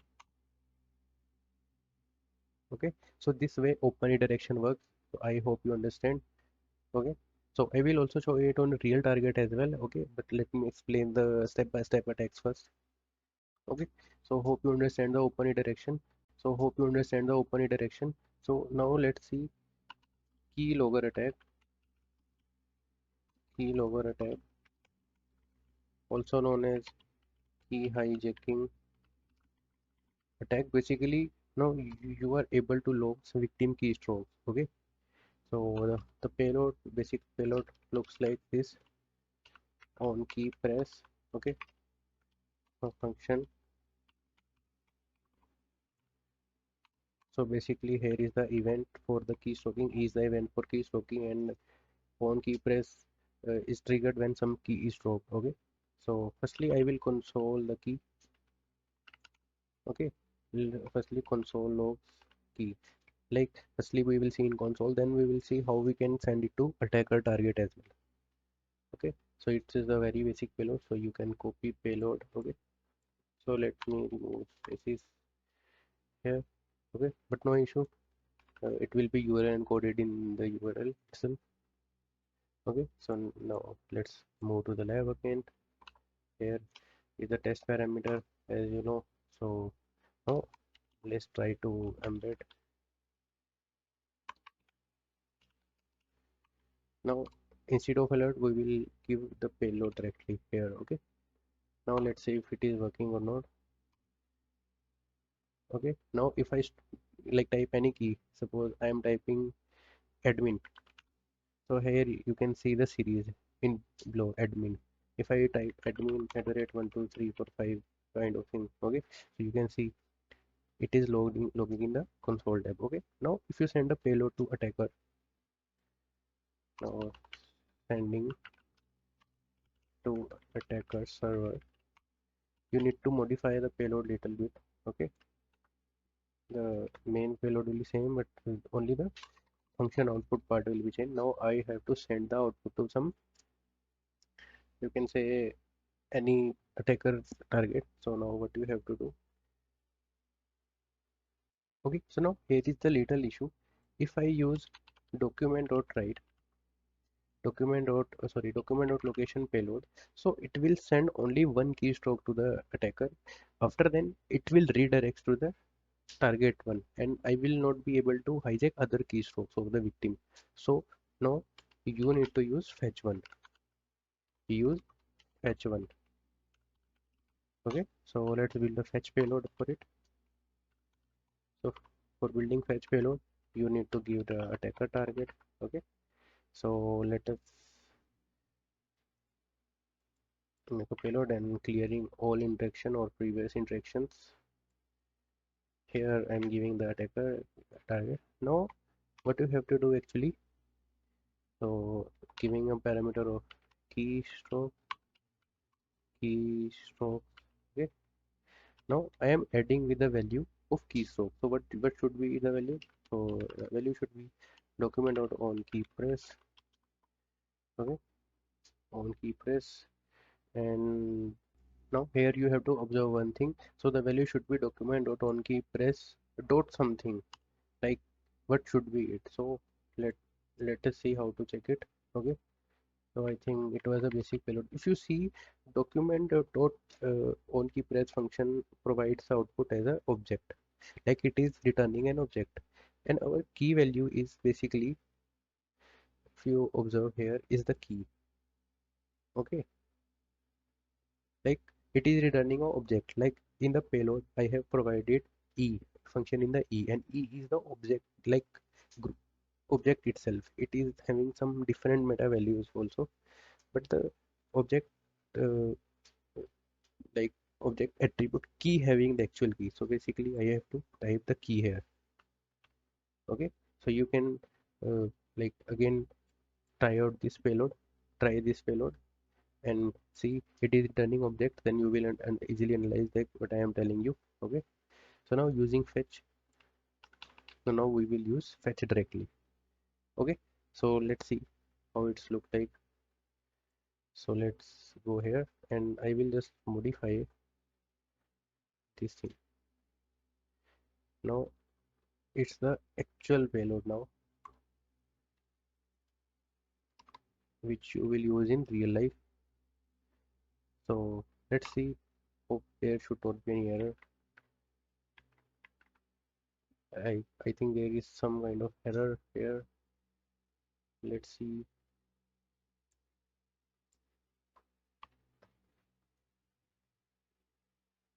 Okay, document dot on key press dot key. I think all thing seems to be okay. Let's see if we are getting any interaction.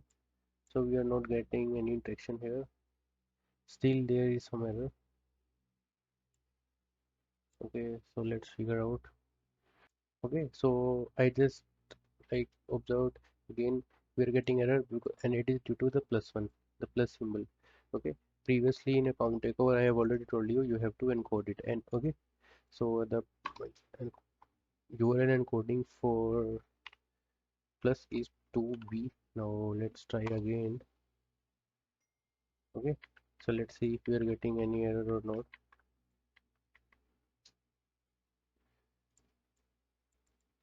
Okay, so we are again getting error here, some kind of like cannot read properties of reading key. Okay, so I just figure out I have built some kind of wrong payload here. Actually, the key of key attribute is related to e object, not document dot on key press, because it's a function. Okay, so it's a wrong payload actually. It's kind of wrong payload here. Okay, so actually the payload should be document dot on key press. Okay, so I just figure out the thing. So here you have to make the fetch function actually. Now here you have to make the same thing. You can copy. Okay, now the e object we are getting has an attribute key actually. So e is the object actually. So I just figure out something wrong before. I just done something wrong, and again you have to do it percent to be in this case of URL thing. Okay, so I am already doing this. Okay, I think now the payload is all right. So it's the actual payload now. So sometimes we do mistakes, okay, but we learn from mistakes definitely. So now just modifying the payload now. Let's see if we don't have a mistake. Okay, so document or don't key press is not a function. I think there is again some error.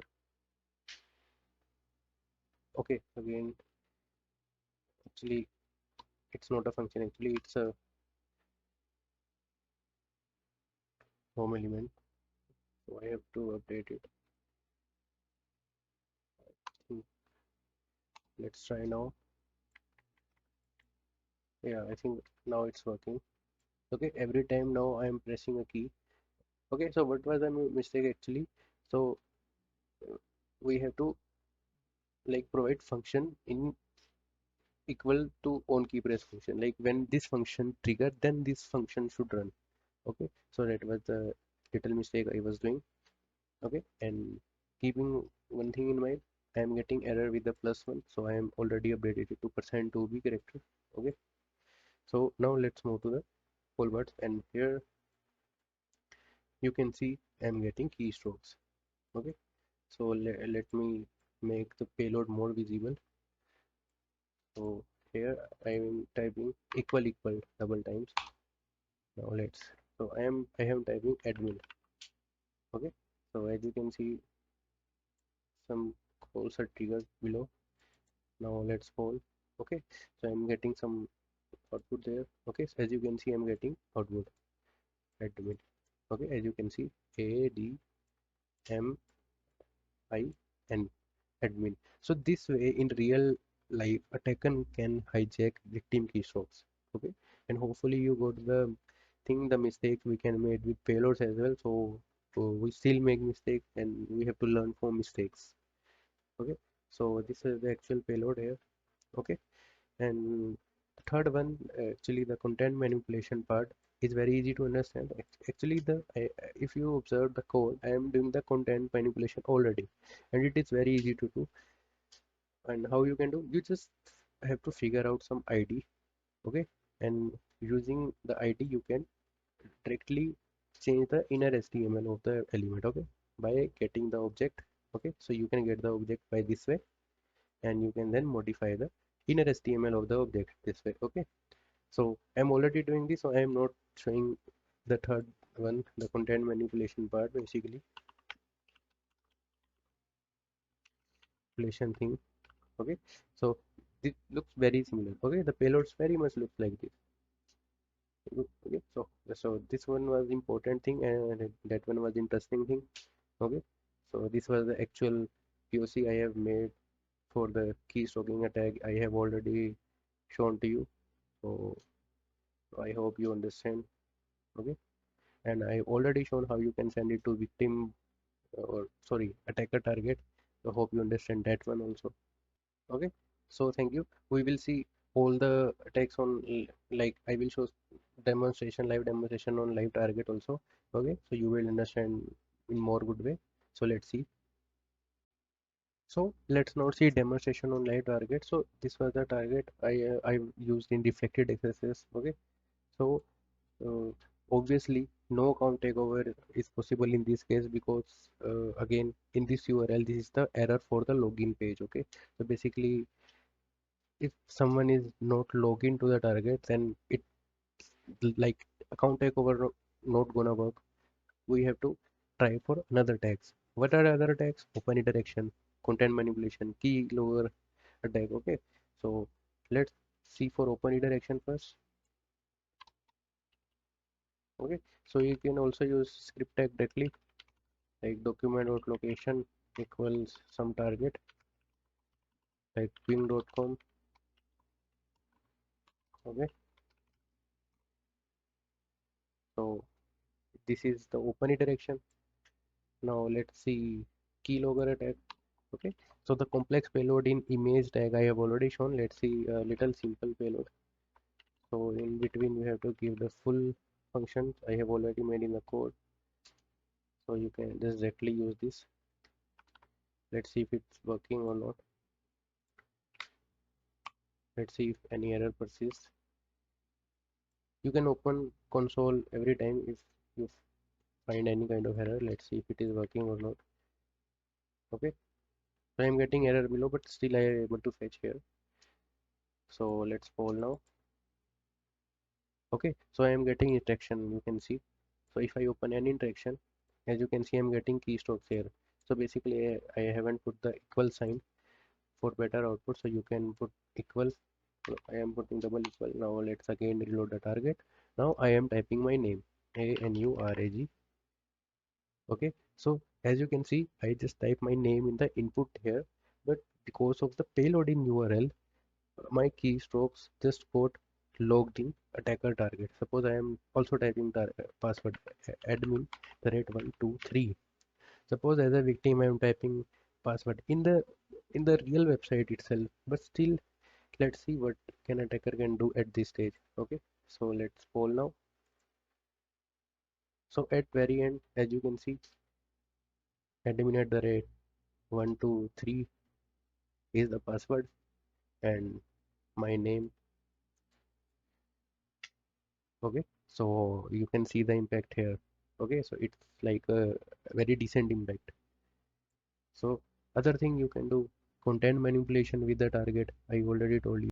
Okay, so now let me show you content manipulation attack. How can you change the content of website, or if you deeply do this attack you can fully deface the website. Okay, you can fully deface the website.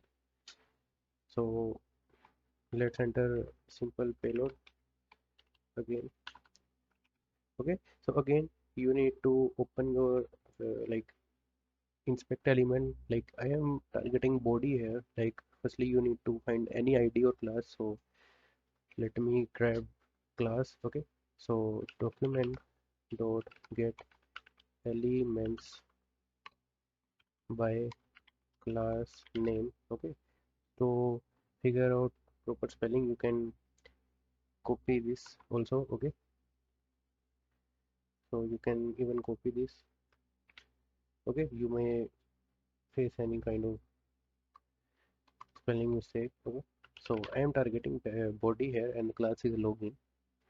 Okay, now I am targeting the first element, that's why it returns array actually, so I am targeting first element, so that's why I'm writing zero index style dot background color. Okay, now I'm targeting to red, so let's see.